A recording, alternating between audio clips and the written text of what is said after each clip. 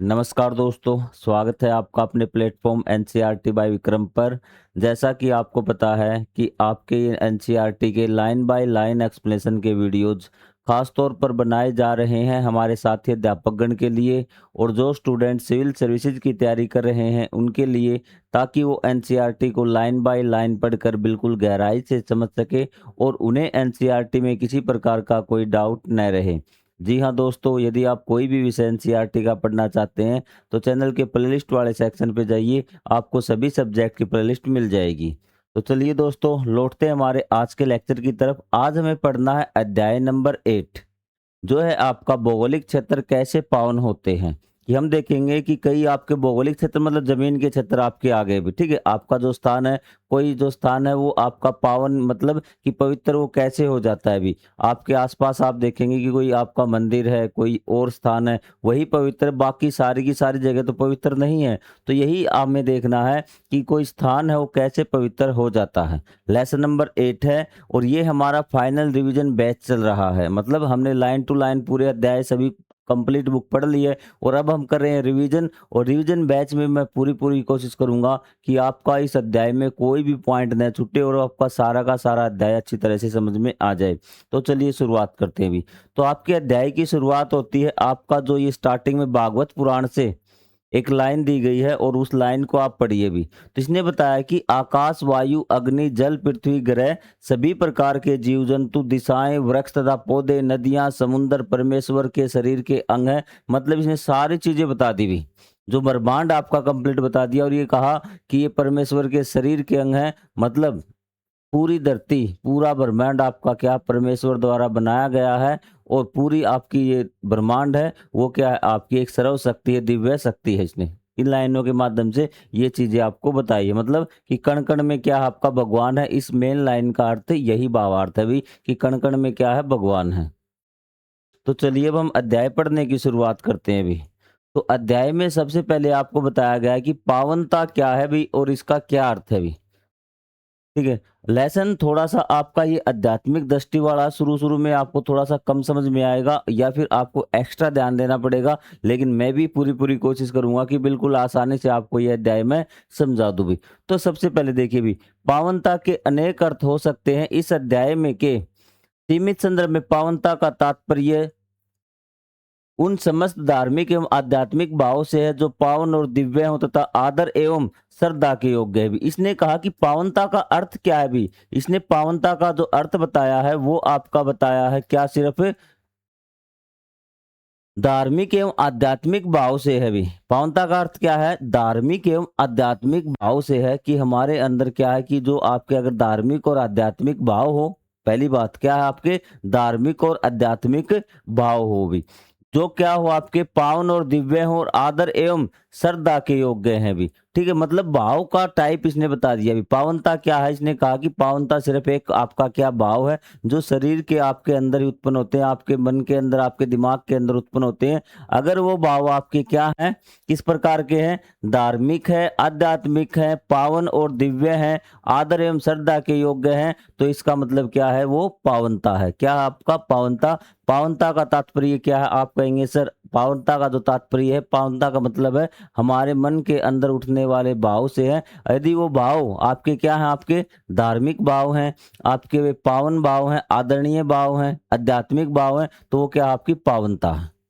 ठीक है, अब आप कहेंगे सर चीजें हमें कुछ समझ में नहीं आई, हमें सिर्फ अब तक इतनी बात समझ में आई है कि पावनता का अर्थ आध्यात्मिक और धार्मिक भाव से है भी, जो क्या है आपके श्रद्धा के योग्य है, आदरणीय है। ठीक है, उन भाव से हम इतनी बात समझ में आ गई, लेकिन इनका आधार क्या है भी।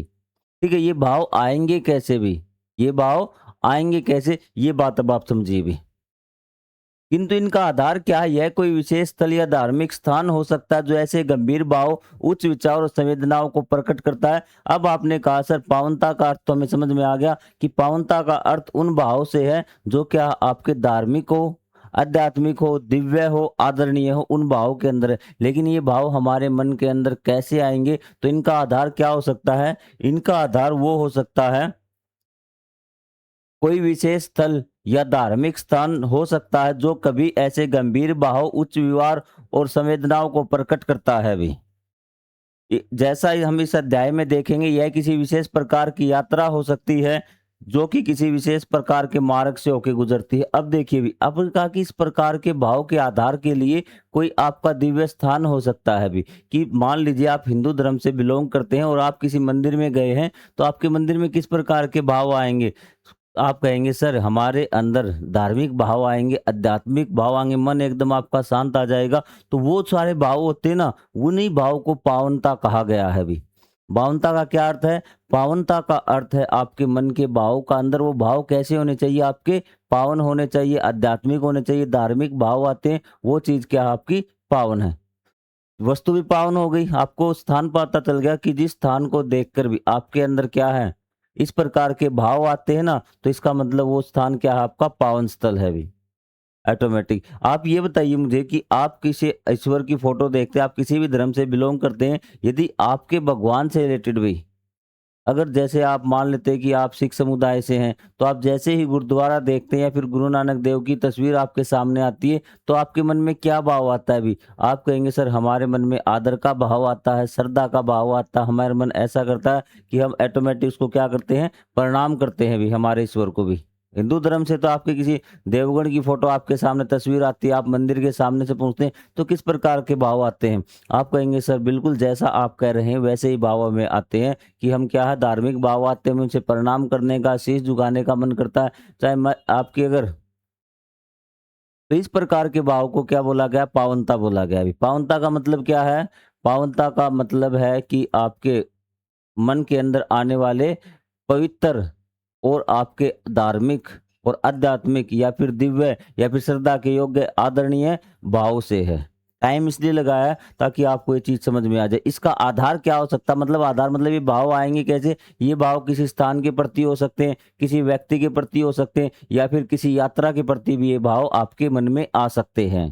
ठीक, किसी यात्रा में आप कावड़ लेने जा रहे हैं भी, आप मंदिर जा रहे हैं, अपने किसी भी दूर है तीर्थ स्थान पर जा रहे हैं, तो वो क्या है आपका? वो यात्रा के दौरान भी आपके मन में इस प्रकार के भाव आ जाते हैं भी। क्लियर है बात? हाँ सर, अब हमें समझ में आ गई है भी। और अध्यापक गण के लिए तो काफी ज्यादा इंपॉर्टेंट है, क्योंकि बच्चे इस लेसन में बहुत शिकायत करते हैं कि सर हमें ये चीज समझ में नहीं आई भी। ठीक है, तो अब पावनता बता दो कि पावनता क्या है?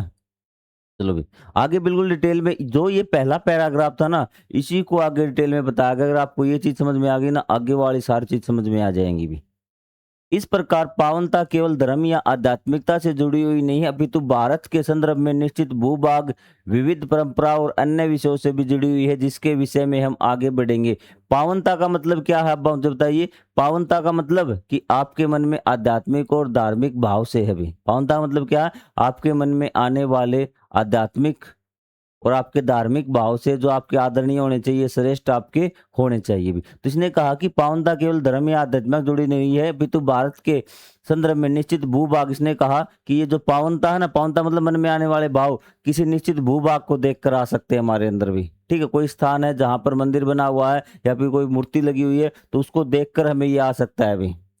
ठीक है, जैसे हम स्थान आपका अयोध्या आ गया, अयोध्या एक आपकी धर्म नगरी बताई गई है। हम अयोध्या से बहुत लगाव रखते हैं, जैसे ही हम अयोध्या में जाएंगे तो हमारे मन के भाव बदल जाते हैं भी।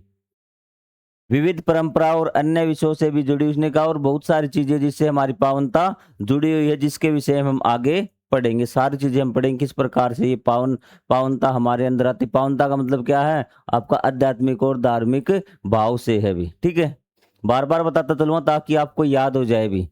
ठीक है, अब आप कहेंगे सर कोई चीज पावन कैसे होती है, पवित्र कैसे होती है भी?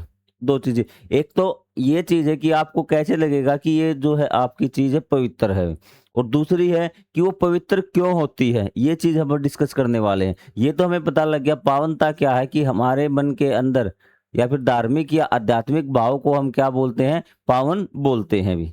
जी क्लियर? आइए सबसे पहले हम अपने पावन स्थलों पर ध्यान केंद्रित करें। आप आगे जानेंगे भारत में प्राय सभी प्रकार के विचारों और धर्मों के अपने अपने पावन स्थल है भी। तो हमने देखा कि हम अब देखते हैं पावन स्थल भी,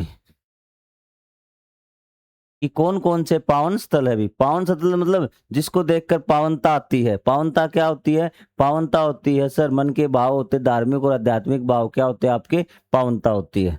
आप आगे भारत में प्राय सभी प्रकार के विचार और धर्मों के अपने अपने पावन स्थल है। इसने कहा कि भारत में जितने भी विचार है, आपके जितने भी धर्म है, उन सभी के अपने अपने पावन स्थल है। क्या आपके पावन स्थल है भी, सभी धर्मों के भी। तो यहाँ देखिए, अब भारत से बाहर उद्भव होने वाले धर्म भी। अब आपको बताया कि भारत से बाहर उद्भव होने वाले धर्म मतलब जिनकी शुरुआत भारत से बाहर हुई है भी। ठीक है? जैसे इस्लाम है, ईसाई है, यहूदी है, पारसी धर्म है, के अनुयायी इन चित्रों में दर्शाए गए स्थलों को श्रद्धेय मानते मतलब पावन मानते भी। जो ऊपर आपकी उनकी पूजा करने के स्थान है, ठीक है? इन जो ये धर्म है ना, इनकी शुरुआत है वो भारत से बाहर हुई है भी। ठीक है? तो ये पारसी है कि अनुयायी इन चित्रों में दर्शाए गए, ऊपर जो चित्र में आपको दर्शाया गया कि चर्च आपका दर्शाया गया, तो गिरजाघर आपका दर्शाया गया, तो इनके ये पावन स्थल है जहाँ ये पूजा वगैरह करते, प्रार्थनाएं वगैरह करते हैं। तो इन स्थलों को ये श्रद्धेय मानते, पावन मानते हैं। ये लोग इन स्थलों पर प्रार्थना पूजा के लिए जाते हैं। अन्य पंथों के लोग भी इन स्थलों पर जाते भी। यहाँ पर आपको एक बात क्लियर करनी है जो आपको समझनी है। तो इसने कहा कि ये सबके अलग अलग पूजा स्थल होते हैं। हिंदुओं के लिए मंदिर होती है, जो आपका मुसलमानों के लिए अलग पूजा स्थल होते हैं, जो आपका सिख है उसके लिए गुरुद्वारा होता है। तो ये इन सब के अलग-अलग है ना, तो सब अपने-अपने में जाते हैं। तो लेकिन यहाँ पे एक क्वेश्चन है, क्या हम एक दूसरे के पूजा स्थलों पर जा सकते हैं? जैसे हिंदू है वो सिखों पे जाए, मुसलमान है वो सिखों वालों पे जा सकता है क्या? उसने कहा हाँ, ऐसे भी कुछ उदाहरण है जहाँ हम सभी एक ही पूजा स्थल पर जाते हैं, एक ही प्रार्थना स्थल पर जाते हैं, एक ही जगह पावन स्थल पर जाते हो। कौन से आपको 2 एग्जाम्पल दिया है अभी।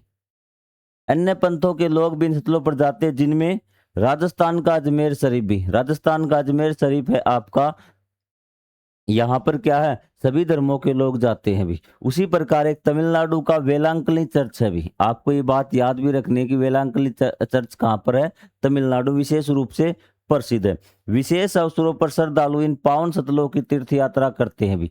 अब है कि पावन सतलों की तीर्थ यात्रा करते हैं। अब तीर्थ यात्रा और पावन सतलों दोनों शब्दों को हमें समझना। पावन स्थल, कोई स्थल पावन कैसे होगा भी। देखिए, हम किसी न किसी को अपना आराध्य मानते हैं, जिसको भगवान मानते हैं भी।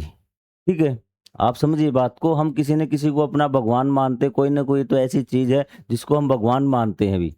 ये बात स्पष्ट है। अगर किसी भी स्थान का अगर किसी भी स्थान का उस दिव्य शक्ति से जिसको हम अपना आराध्य मानते हैं, तो वो क्या है, उससे संबंध है, तो हमारे लिए क्या है, पावन है भी। क्या है, हमारे लिए पावन है भी। ठीक है? यदि मैं बात करूं अगर सिख धर्म की, तो उसमें गुरु नानक देव 10 गुरु हुए हैं, वो 10 गुरुओं को बहुत महान मानते हैं। ठीक, उनको पूजनीय मानते हैं। जो भी स्थान और जो भी वस्तु है जो उनसे संबंधित है, वो क्या है, उनके लिए पावन स्थल है। जो आपका बौद्ध धर्म वाले हैं, वो महात्मा बुद्ध को भगवान मानते हैं, तो जो भी स्थान महात्मा बुद्ध से संबंधित है, वो उनके लिए क्या है, पावन है। क्योंकि पावनता क्या है कि उस चीज को लेकर हमारे अंदर जो आपकी आध्यात्मिक और धार्मिक भाव आते हैं ना, वही तो क्या है, पावनता है। उसका आधार क्या है, कोई ऐसा स्थान हो सकता है, पावन स्थल, जो हमारे दिव्य शक्ति से संबंधित रखता, उसको देखते ही हमारे अंदर आध्यात्मिक भाव आ जाएंगे। क्या आपके दुश्मन को देखकर आपके मन में क्या भाव आता है अभी। आप कहेंगे सर, अगर दुश्मन अगर जाता है ना, तो हमारे मन में बहुत ज्यादा गुस्सा आता, धार्मिक भाव नहीं आते ना, तो मतलब वो पावनता नहीं है भी। पावनता कब है, जब आपके मन में धार्मिक और आध्यात्मिक भाव आते हैं भी। चीजें क्लियर। और तीर्थ यात्रा क्या है, जब हम उस पावन स्थान की यात्रा करते हैं ना, तो वो क्या कहलाती है, तीर्थ यात्रा कहलाती है भी। क्या कहलाती है, तीर्थ यात्रा कहलाती है भी। उसको तीर्थ भी बोला जाता है, पावन स्थल को क्या है, तीर्थ भी बोला जाता है भी। चीजें क्लियर, कोई डाउट आपको। पावन स्थल पता चल गया। और जैसे आपके ये जैन धर्म वाले, इसमें तीर्थकर होते हैं, जिसको ये क्या मानते हैं, धर्म का उपदेशक मानते हैं। इससे संबंधित जो स्थान है वो आपके पवित्र हो जाएंगे, पावन स्थल हो जाएंगे। हिंदू धर्म है, हिंदू धर्म में जो आपके भगवान है, शिव है, राम है, कृष्ण है, इनसे संबंधित जो भी स्थल है ना, वो आपके क्या हो जाएंगे, पावन हो जाएंगे भी। स्वाभाविक रूप से जब हम भारत में उत्पन्न धर्मों की बात करते, इसने कहा कि जब हम भारत में उत्पन्न धर्मों की बात करते हैं ना, जिन धर्मों की शुरुआत भारत से ही हुई है, तो ऐसे अनेक पावन स्थलों के विषय में जानकारी मिलती है।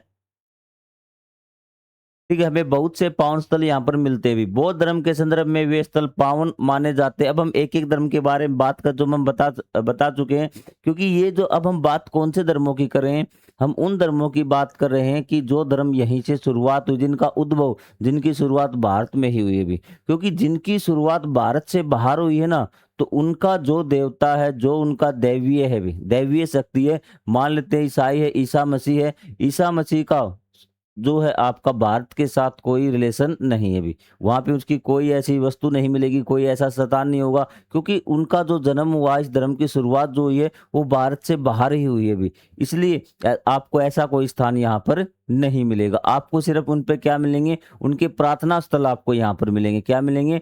प्रार्थना स्थल या पूजा घर आपको बाहर से मिलेंगे, जिन धर्मों की शुरुआत भारत से बाहर हुई है। हाँ, और जिन धर्मों की शुरुआत भारत के अंदर हुई है, उन धर्मों के आपको पावन स्थल यहाँ पर मिल जाएंगे भी। अब हम बात करते हैं सबसे पहले बौद्ध धर्म के बारे में भी। ठीक है, एक एक करके धर्म को हम समझते जाएंगे। अब आपको बहुत सारी चीजें आपको समझ में आ रही होंगी भी। बौद्ध धर्म के संदर्भ में वे स्थल पावन माने जाते हैं जहां महात्मा बुद्ध गए थे या उनके अवशेष रखे हुए हैं। अवशेष मतलब उनसे संबंधित वस्तुएं रखी, उनकी बची हुई वस्तुएं, हो सकता है उनकी अस्थियां रखी गई हो, या फिर हो सकता है कि वो जो सामान, कपड़े, वस्तुएं प्रयोग करते थे, वो चीजें रखी हुई थी। तो वो आपको बता दिया कि जिस धर्म में जो उसका दैवीय गुण है, दैवीय शक्ति है, उससे संबंधित जो भी स्थान, जो भी वस्तु, वो क्या है, आपकी पवित्र मानी जाएगी, आपकी पावन मानी गई है भी। तो जहां महात्मा बुद्ध गए थे, जहां उनके अवशेष रखे हुए थे, ऐसे पावन स्थलों में सांची का प्रसिद्ध स्तूप है। अब आपको बौद्ध धर्म का एक उदाहरण भी दे रखा है पावन स्थल का आपका, तो उसमें क्या है, एक सांची का स्तूप है जहां पावन अवशेष संरक्षित है भी। पावन अवशेष मतलब उस दैवीय शक्ति के अवशेष, मतलब महात्मा बुद्ध से संबंधित अवशेष आपके रखे गए हैं वहां पर। ठीक है, ये आपको साम्राज्यों का उदय, उसमें आपको फोटो भी दे रखा सांची के स्तूप का, वहां देख सकते हैं। और दूसरा स्थान बताया गया बोध गया बिहार का महाबोधि स्तूप है, जहां बौद्ध परंपरा के अनुसार महात्मा बुद्ध ने निर्वाण प्राप्त किया था। निर्वाण मतलब ज्ञान को प्राप्त किया था। ये आपको दो स्थान दे दिए। और जो भी स्थान है जहां महात्मा बुद्ध ने तपस्या की थी, उपदेश दिया था, जहां उनका जन्म हुआ था, वो सारे स्थान क्या उनके लिए बौद्ध धर्म में पावन है। आप कहेंगे सर बिल्कुल सही बात है। अब ये स्थल तीर्थयात्रियों के लिए महत्वपूर्ण है। उदाहरण स्वरूप बोध गया में प्रतिवर्ष 40 लाख से अधिक यात्री आते हैं। जो तीर्थयात्री मतलब वे जो क्या करते हैं, अपने धार्मिक मन की शांति के लिए क्या है, इन पावन स्थलों की यात्रा करते हैं, उसको आप तीर्थयात्री बोलते हैं। ठीक है, तीर्थ यात्रा करते हैं मतलब, तीर्थ मतलब कोई पावन स्थल ही हो गया, उस स्थल की यात्रा वो एक तीर्थ हो गया, और उस स्थल की यात्रा क्या कहलाएगी, तीर्थ यात्रा, और उस यात्रा को करने वाला क्या कहलाएगा, तीर्थ यात्री। तो आपके 40 लाख के आसपास लोग यहाँ पर आते हैं प्रतिवर्ष भी। अब हम बात करते हैं सिख धर्म भी। सिख धर्म भी भारत में उत्पन्न हुआ। आपको पता है सिख धर्म में आपके 10 गुरु थे। प्रथम गुरु गुरु नानक देव, ये चीजें आपको पता होनी चाहिए। तो हम बात करते हैं कि अध्यात्म का आधिकारिक केंद्र क्या है भी, उसमें महत्वपूर्ण क्या है भी, उसमें आपको संज्ञा दी गई है किसकी, तख्त की। जो आपका सिख धर्म में जो आपका अध्यात्म का केंद्र बताया गया है, वो आपका क्या बताया गया है, वो बताया गया आपका तख्त। तो ये आपके लिए इंपॉर्टेंट है। ये आपके लिए श्री पटना साहिब उदाहरण के लिए, ठीक है, अकाल तख्त है, तथा तख्त श्री केसगढ़ साहिब है, ये आनंदपुर में है। इनकी जगह आपको याद रखनी। श्री पटना साहिब तो पटना में है। अकाल तख्त कहाँ पे है, स्वर्ण मंदिर अमृतसर भी। आपसे कई बार क्वेश्चन पूछा जाता है कि अकाल तख्त कहाँ है, ये स्वर्ण मंदिर आपका अमृतसर, क्योंकि पटना वाला तो पटना से याद रह जाएगा, और केसगढ़ साहिब आनंदपुर में भी। अब सिख जो श्रद्धालु होते हैं, जो सिख धर्म को मानते हैं, तो उनकी इच्छा यही रहेगी कि वो इन स्थानों की यात्रा करे भी। जो आपको अकाल तख्त ये आपको बताए, इन स्थानों की ये क्या करे, यात्रा करे भी। मतलब जो भी स्थान इनके गुरुओं से संबंधित है भी, ठीक है, तो उस स्थान की क्या करे, यात्रा करे। क्योंकि आपको पता है, ये देखिए, सिख श्रद्धालुओं की इच्छा रहती है कि जीवन में कम से कम एक बार इन पावन स्थलों की यात्रा करें, क्योंकि ये स्थल सिख धर्म के महान गुरुओं से संबंधित है भी।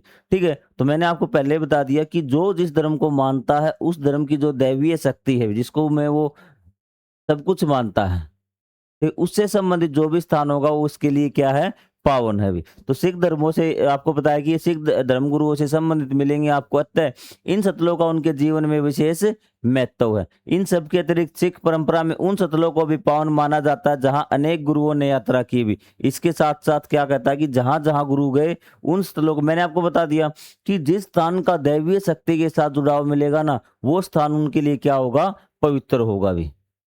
जैसे गुरु नानक ने हरिद्वार, प्रयाग, मथुरा, वाराणसी, अयोध्या, पुरी के अतिरिक्त मुसलमानों के पावन स्थलों की भी यात्रा की थी। और जहां जहां गुरु नानक ने स्थानों की यात्रा की थी ना, तो वो स्थान भी सिखों के लिए क्या हो गए, पावन हो गए भी। ये मत समझना कि जो आपका अयोध्या है या फिर हरिद्वार है वो सिर्फ आपके हिंदुओं के लिए पावन है भी, वो सिखों के लिए पावन है, क्योंकि उनके भी दैवीय शक्ति के साथ उनका क्या था, संबंध था भी। चीजें क्लियर? हाँ सर, यहाँ तक तो हमें चीजें समझ में आ गया अभी। ये वे जवाहरलाल नेहरू का आपका क्या दे रखा है, एक वक्तव्य दे रखा। उन्होंने कहा कि अनादिकाल से तीर्थ यात्राओं का देश रहा है अभी। उसने कहा कि ये जो तीर्थ यात्रा है ना, पावन स्थलों की यात्रा, ये अनादिकाल से रही है आपकी भी। संपूर्ण देश में ये प्राचीन स्थल बर्फीले हिमालय पर्वत, केदारनाथ, अमरनाथ से लेकर दक्षिण में कन्याकुमारी तक फैले हुए हैं। उन्होंने बताया कि जो तीर्थ स्थान है ना आपके, पूरे भारत में फैले हुए हैं भी। ठीक है, ये नहीं किसी एक दिशा में, एक क्षेत्र में, पूरे भारत में फैले हुए हैं।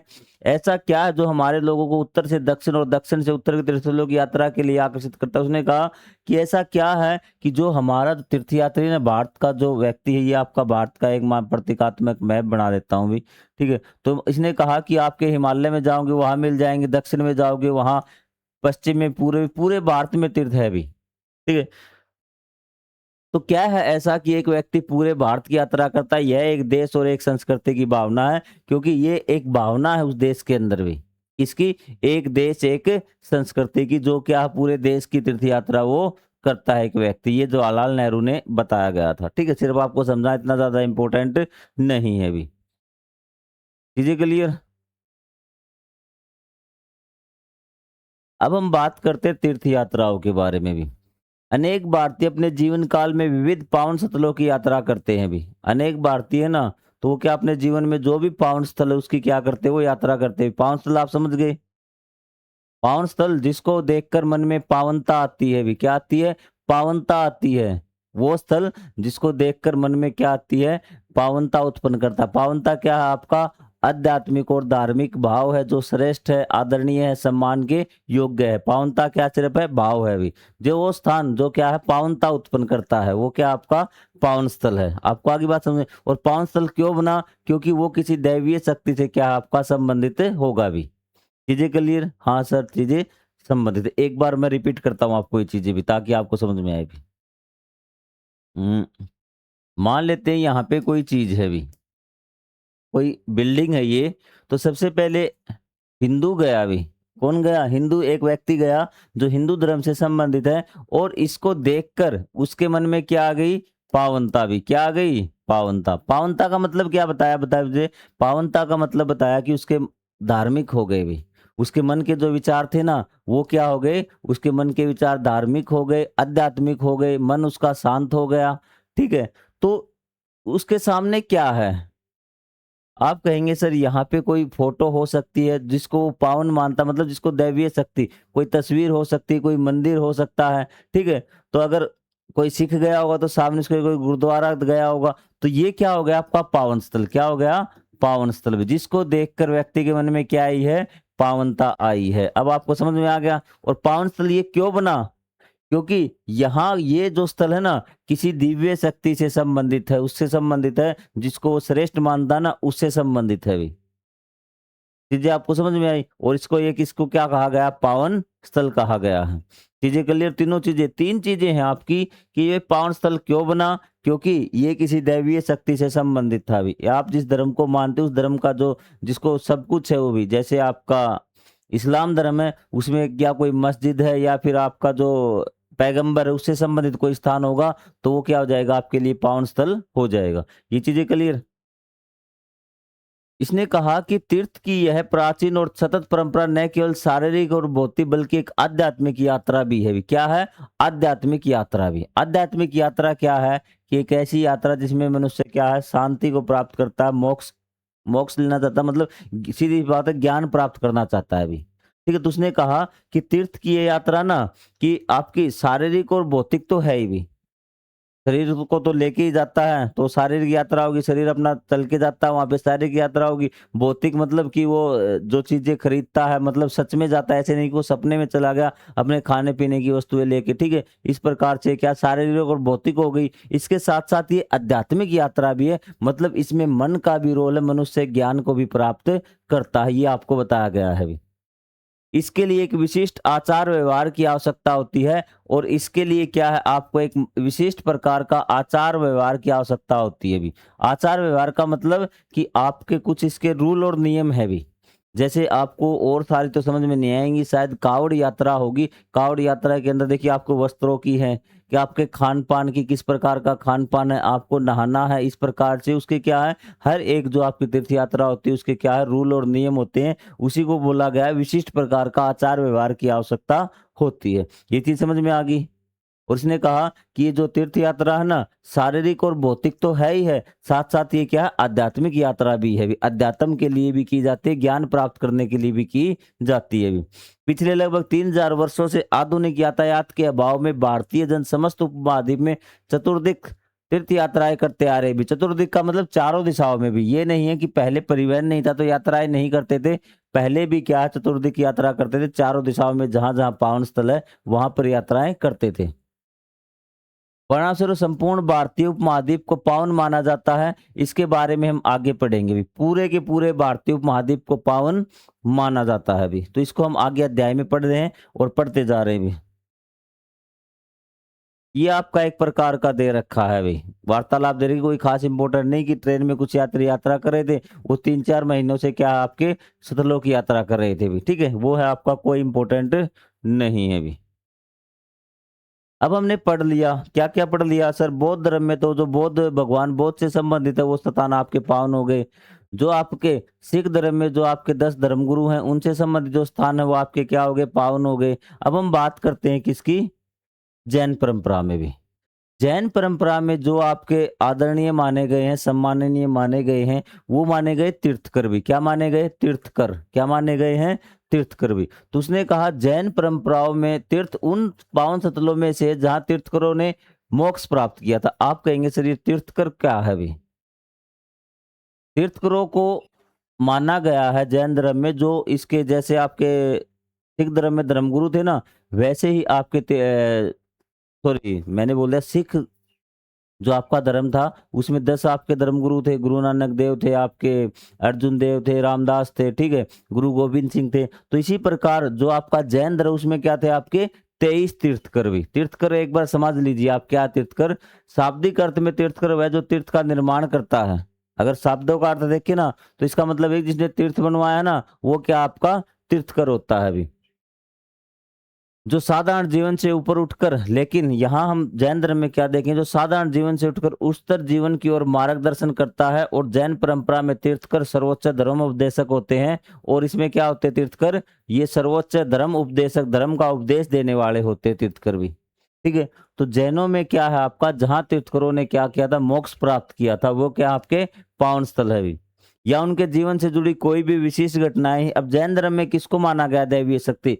इन तीर्थकरों से माना गया। और उस दैवीय शक्ति का संबंध जहाँ पे उन्होंने कुछ भी किया हो, जहाँ वो रहे हो, चाहे उन्होंने जन्म लिया हो, चाहे उनकी मृत्यु हुई होगी, वो स्थान क्या है आपके पावन स्थल होंगे भी जैन वालों के लिए भी।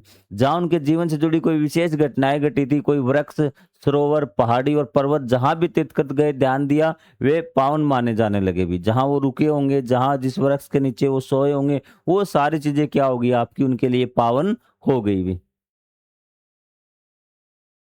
वे पावन माने जाने लगे। उदाहरण के रूप में माउंट आबू, गिरनार और सौराष्ट्र की शत्रुंजय पहाड़ियां इसमें सम्मिलित है भी। तो ये जैन धर्म के तीर्थ स्थल है, आपको ध्यान में रखना है। ये पावन स्थल जैन धर्म से संबंधित है। कौन कौन से? माउंट आबू है आपका, गिरनार है, सौराष्ट्र गुजरात की शत्रुंजय पहाड़ियां भी, ये जैन धर्म से संबंधित है। आपको ये बात ध्यान में रखनी। फैक्ट भी आएंगे, फैक्ट भी आपको याद रखने भी। अच्छे से समझ में आ रहा है? अब तो कोई डाउट नहीं आपको? केरल में स्थित अयप्पा देवता को समर्पित सबरीमाला मंदिर की तीर्थ यात्रा इसका एक अन्य उदाहरण है। तो इसी प्रकार देखिए तीर्थ यात्रा का उदाहरण किसका है कि जो केरल में क्या है, अयप्पा देवता है भी, क्या है आपका अयप्पा देवता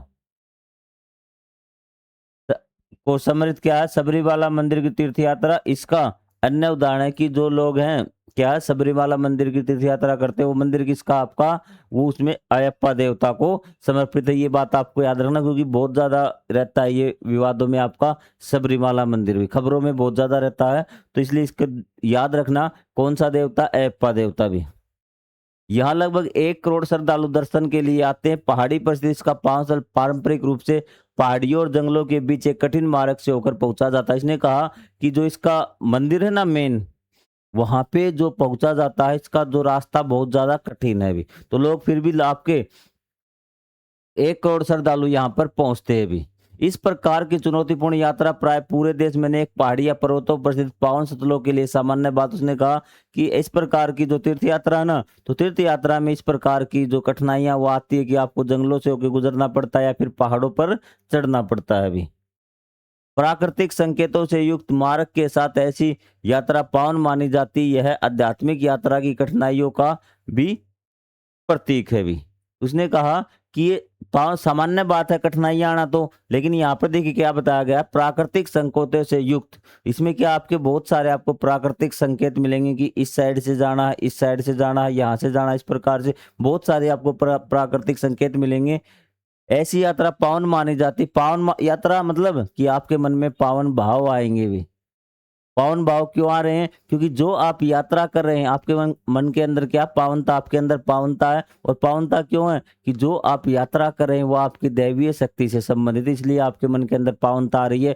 आप एक तो कावड़ लेने जा रहे हैं भविष्य में कभी, या फिर आप मंदिर को जा रहे हैं, किसी आपका कोई धाम है उसको आप पूजा प्रार्थना के लिए जा रहे हैं, और एक आप स्कूल जा रहे हैं, तो आपके दोनों में मन में भाव देखना भी। या फिर आप अपने मामा के यहाँ जा रहे हैं तो आपके मन में भाव देखना भी। आप कहेंगे सर वो भाव नहीं आते जो मंदिर में जाते हैं भी, तो वह भाव की आपकी पावनता है भी। चीजें क्लियर। यह आध्यात्मिक यात्रा की कठिनाइयों का भी प्रतीक है भी। ये कठिनाइयों का भी क्या आपका प्रतीक है भी।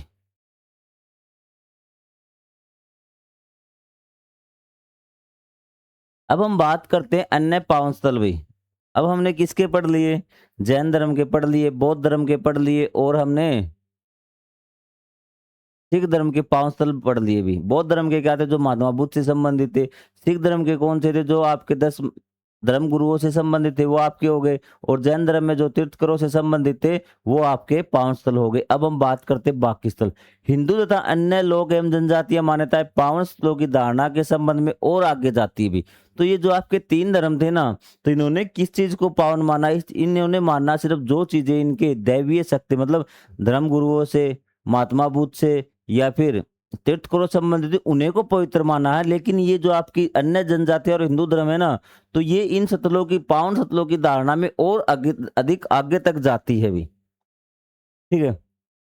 इन मान्यताओं में लोग प्रकृति के तत्वों जैसे पर्वत है, नदी है, वृक्ष है, पौधे एवं पशुओं और कभी कभी पत्थरों को भी पावन मानते हैं।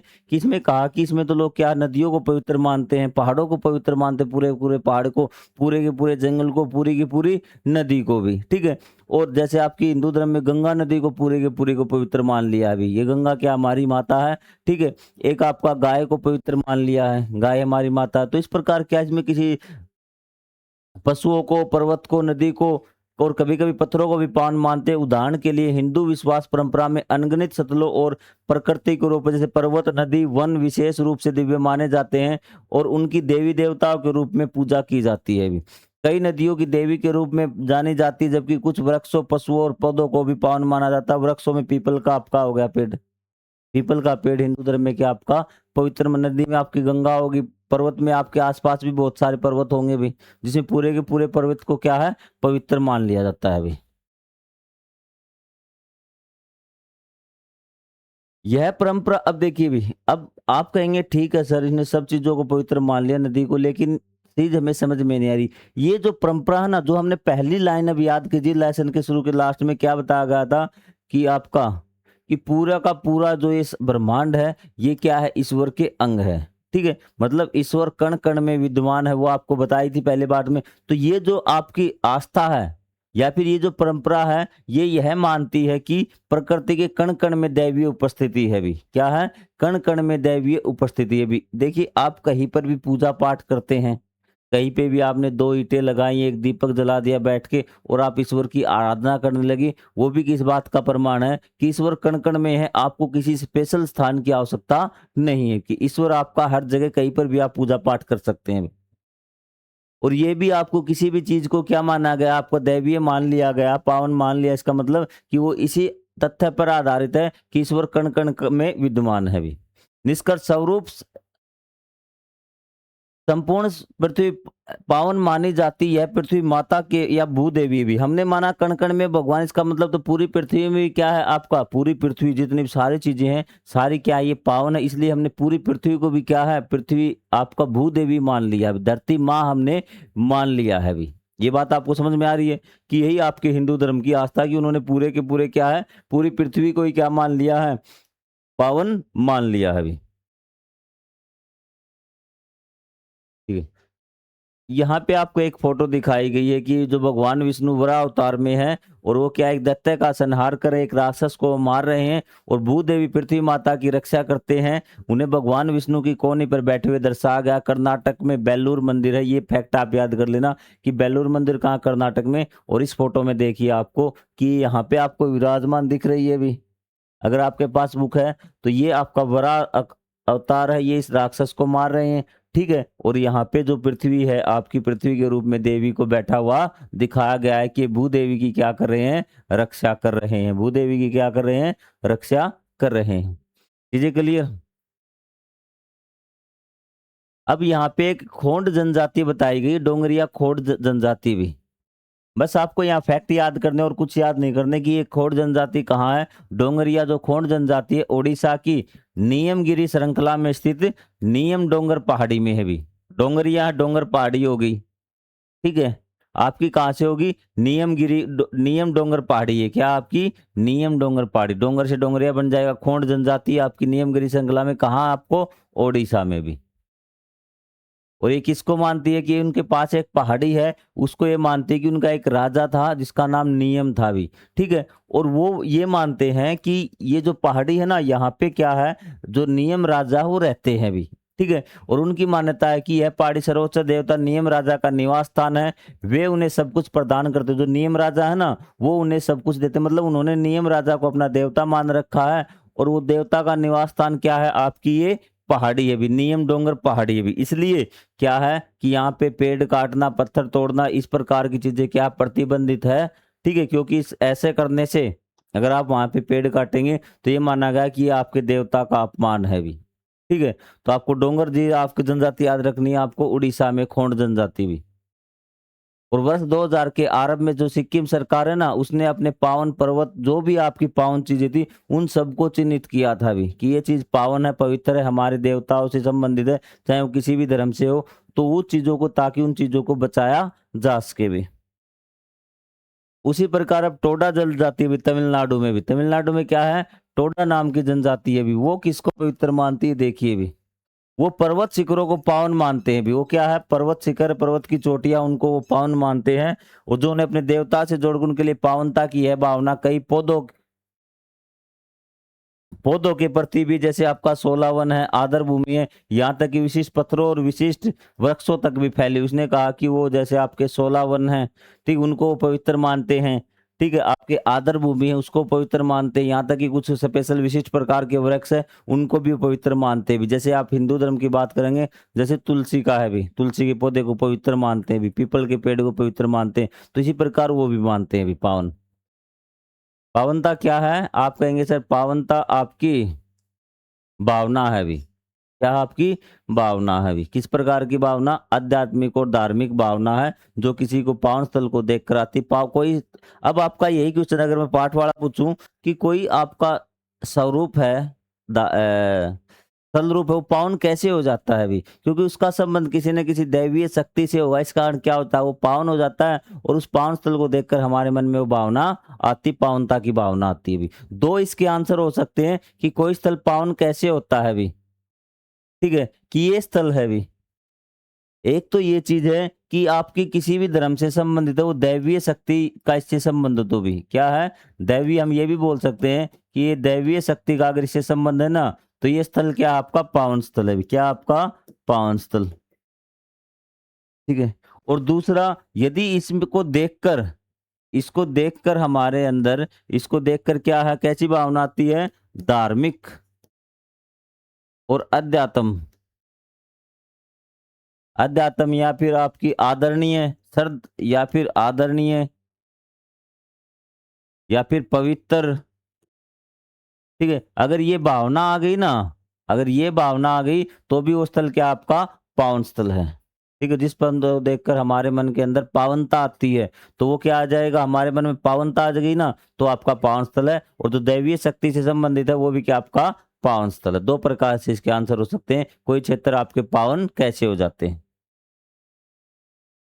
अब पावन भूभाग से अवगत होना भी, अगले पृष्ठ पर दिए गए कुछ पावन स्थल चिन्हित किए गए भी। अब आपको पावन स्थल बताए गए हैं भी, ठीक है, कि कौन कौन से पावन स्थल ये पूरे देश में फैले हुए हैं, फिर भी ये आसपास में घनिष्ठ रूप से जुड़े हुए। इसने कहा कि ये पूरे देश में फैले हुए हैं, लेकिन ये आपस में जुड़े भी हुए हैं भी। ये नहीं है कि जो एक आपका उत्तर दिशा में, दक्षिण दिशा, कोई संबंध नहीं है भी। वो कुछ पावन स्थल ऐसे जो फैले पूरे देश में हुए हैं, लेकिन आपस में वो क्या उनका संबंध है भी। उदाहरण के लिए हिंदू चार धामों की यात्रा करने की इच्छा रखते था। ये चार पावन स्थल सुनियोजित रूप से भारत के दक्षिण, उत्तर, पूर्व और पश्चिम में स्थापित है। यही आकांक्षा अत्यंत पावन माने जाने वाले द्वादश ज्योतिर्लिंगों के लिए भी जानी जाती है, और 51 शक्तिपीठ भी। तब देखिए, इसने कहा कि पूरे भारत में फैले हुए हैं भी, तो इसने कहा कि चार तो धाम है भी। क्या है आपके, चार धाम है हिंदू के, ये पावन स्थल है भी, चार धाम। और हर एक जो हिंदू धर्म समझ रहे हो, वो कहता है कि मैं चार धाम की यात्रा करूं, और ये चार धाम आपस में संबंधित है, और ये आपके चारों दिशाओं में, पूर्व, पश्चिम, उत्तर, दक्षिण, चार धाम है। और आपके 12 क्या है, आपके ज्योतिर्लिंग है भी। क्या है आपके ज्योतिर्लिंग है, आपके 12 भी, ये हो गए। और 51 शक्तिपीठ है, ये भी पूरे भारत में फैले हुए हैं। जो 51 शक्तिपीठ है ना, वो तो आपके कुछ बांग्लादेश और आपके पाकिस्तान में भी है भी, क्योंकि पहले संपूर्ण क्या था, आपका भारतीय उपमहाद्वीप था। पहले पाकिस्तान और भारत, ये आपके बांग्लादेश अलग नहीं थे भी। तो जब अलग हो गए, तो ये आपके एक दो आपके जो शक्तिपीठ है, वो भी कुछ एक दो बांग्लादेश में चले गए, एक दो आपके पाकिस्तान में चले गए भी। तो ये आपके क्या है, मेन मेन आपको बताया गया। कई बार इनकी शक्ति पूछ लेता है कि संख्या, कि शक्तिपीठों की संख्या कितनी है आपकी, 51 है, धाम कितने आपके, 4 हैं, और आपके ये ज्योतिर्लिंग कितने आपके, 12 है अभी।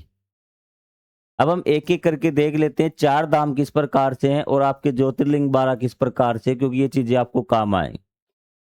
द्वादश ज्योतिर्लिंग हिंदू धर्म के प्रमुख भगवान शिव से संबंधित 5 स्थल माने जाते हैं। प्रत्येक पावन स्थल का पृथक पृथक नाम है तथा प्रत्येक की अपनी अपनी पौराणिक भूमिका भी। ये आपके ज्योतिर्लिंग है ना, ये भगवान शिव से संबंधित है भी, 12 के 12 भी, ठीक है। और इनके प्रत्येक के प्रति अलग अलग कथा है भी। आप कोशिश कीजिए पता लगाने का कि 12 ज्योतिर्लिंग कौन कौन से, इनके प्रति क्या कथाएं हैं भी। ये चीज क्लियर आपको, कोई डाउट नहीं? हाँ सर, हो गया अभी। अब आपको 51 शक्तिपीठों के बारे में हम बता देते हैं भी। जो माता पार्वती है, उसने कहा कि एक बार उनके पिताजी ने क्या करवाया, एक यज्ञ करवाया और सभी देवताओं को निमंत्रण दिया, और भगवान शिव को निमंत्रण नहीं दिया भी। इससे क्या होगी, जो माता पार्वती थी वो बहुत ज्यादा नाराज होगी अपने पिता से, और जो यज्ञ की अग्नि थी ना, उसी में कूदकर आत्मदाह कर लिया भी। ठीक है, इसलिए सती माता भी बोला जाता है। फिर जो उनका शरीर था, देह था, तो उसको लेकर जो भगवान शिव आए तो बहुत ज्यादा क्रोधित हो गए। ठीक है, और उससे क्या हुआ कि जो भगवान विष्णु था, उसको लगा कि अब इतना ज्यादा भगवान शिव को क्रोध आ चुका है कि वो पूरी पृथ्वी का, पूरे जीवन का विनाश हो सकता है। तो उसने क्या किया, अपना जो सुदर्शन चक्र था, उससे माता जो सती थी, माता पार्वती था, उसके शरीर के टुकड़े टुकड़े कर दिए। कितने टुकड़े हुए, 51। और उनके शरीर का भाग जहां जहां गिरा, वहां पे 51 शक्तिपीठ बना दिए गए भी।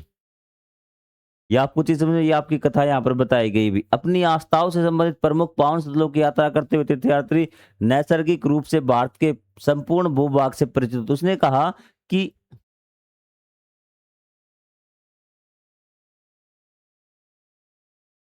अपनी आस्थाओं के संबंधित, जो अपनी आस्था से संबंधित, चाहे कोई भी हो, अगर वो अपनी आस्था से संबंधित, मान लो कि कोई ज्योतिर्लिंग जा रहा है, कोई आपकी चार धाम की यात्रा कर रहा है, कोई आपके शक्तिपीठों पर घूम रहा है, तो क्या प्राकृतिक रूप से क्या करेगा, भारत के संपूर्ण भूभाग से परिचित हो जाएगा। मतलब पूरे भारत में घूम लेगा तीर्थ यात्रा करते-करते भी, ठीक है।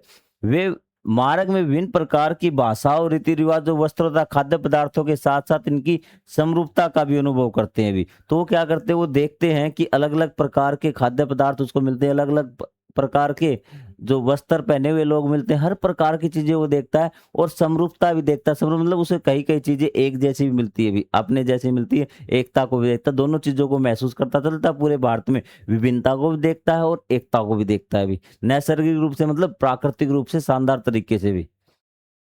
अब ये देखिए भी आपको, सबसे पहले मैं आपको यहाँ पे शक्तिपीठ देखिए, आपके ये 51 जो शक्तिपीठ है, ये जो रेड रंग का है ना, ये आपको 51 शक्तिपीठ आपको दिखाए गए। तो आपको दिख रहे होंगे 51 शक्तिपीठ, ये ट्रायंगल ट्रायंगल पूरे भारत में यहाँ से स्टार्ट हो जाइए आपका। ये देखिए एक आपका पाकिस्तान वाले भाग में चला गया, और आपका ये देखिए कि बांग्लादेश में भी आपके ये बीच में ना, बांग्लादेश वाले हिस्से में एक है, ये आपका बिल्कुल बॉर्डर पे है। ये मान लीजिए 2 के आसपास आपके बांग्लादेश में, 3 आपके बॉर्डर पे हो जाएँगे। ठीक है? ये शक्तिपीठ हो गए। उसके हम बात करते हैं ज्योतिर्लिंग की भी। ये जो ब्लू कलर में है ना आपको, ये ज्योतिर्लिंग है अभी। क्या है आपको? ज्योतिर्लिंग में। फिर आपको ये है चार धाम सिंह, ये आप चाहें आप सिख धर्म के आपके येलो कलर में दिखा रखे हैं। आपको कलर दे रखा है यहाँ पे। देखिए सिख धर्म का यहाँ पर भी है, यहाँ पर भी है आपका, यहाँ पर भी येलो, कि सारे आपको पूरे भारत में हर धर्म से संबंधित जो जो धर्म भारत में उद्भव हुए ना, शुरुआत हुए, अगर उन धर्मों की आप यात्रा करेंगे ना, तो आप पूरे भारत में घूम जाएँगे भी। ठीक है? ये खास बात है एक भी। ठीक है?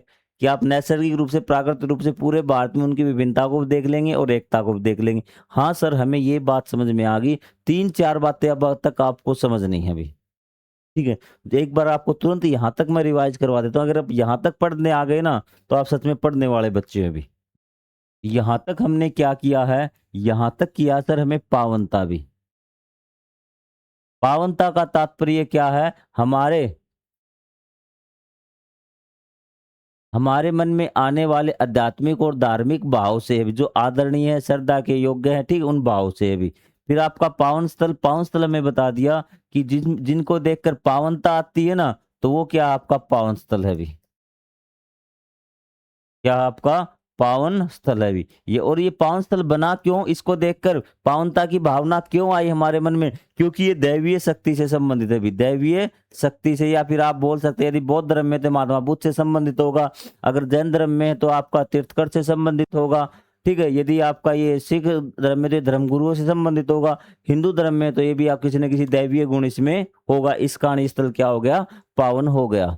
अब तो आपको चीजें क्लियर। अब आपने पढ़ ली सारी बातें। अब आपको पता है कि ये जो पावन स्थल है ना, हर एक धर्म के जो भारत में उत्पन्न हुए हैं, उनका अगर आप तीर्थ यात्रा करोगे, उन स्थलों की यात्रा करोगे, तो आप पूरे भारत में घूम लोगे भी। ठीक है? आपको हर प्रकार के आदमी मिल जाएंगे भारत के। ठीक है? हम मान लेते हैं कि कौन से धर्म के बारे में बात करें भी एक बार। चलो मान लेते हैं, एक ऐसा धर्म बताते हैं आपको।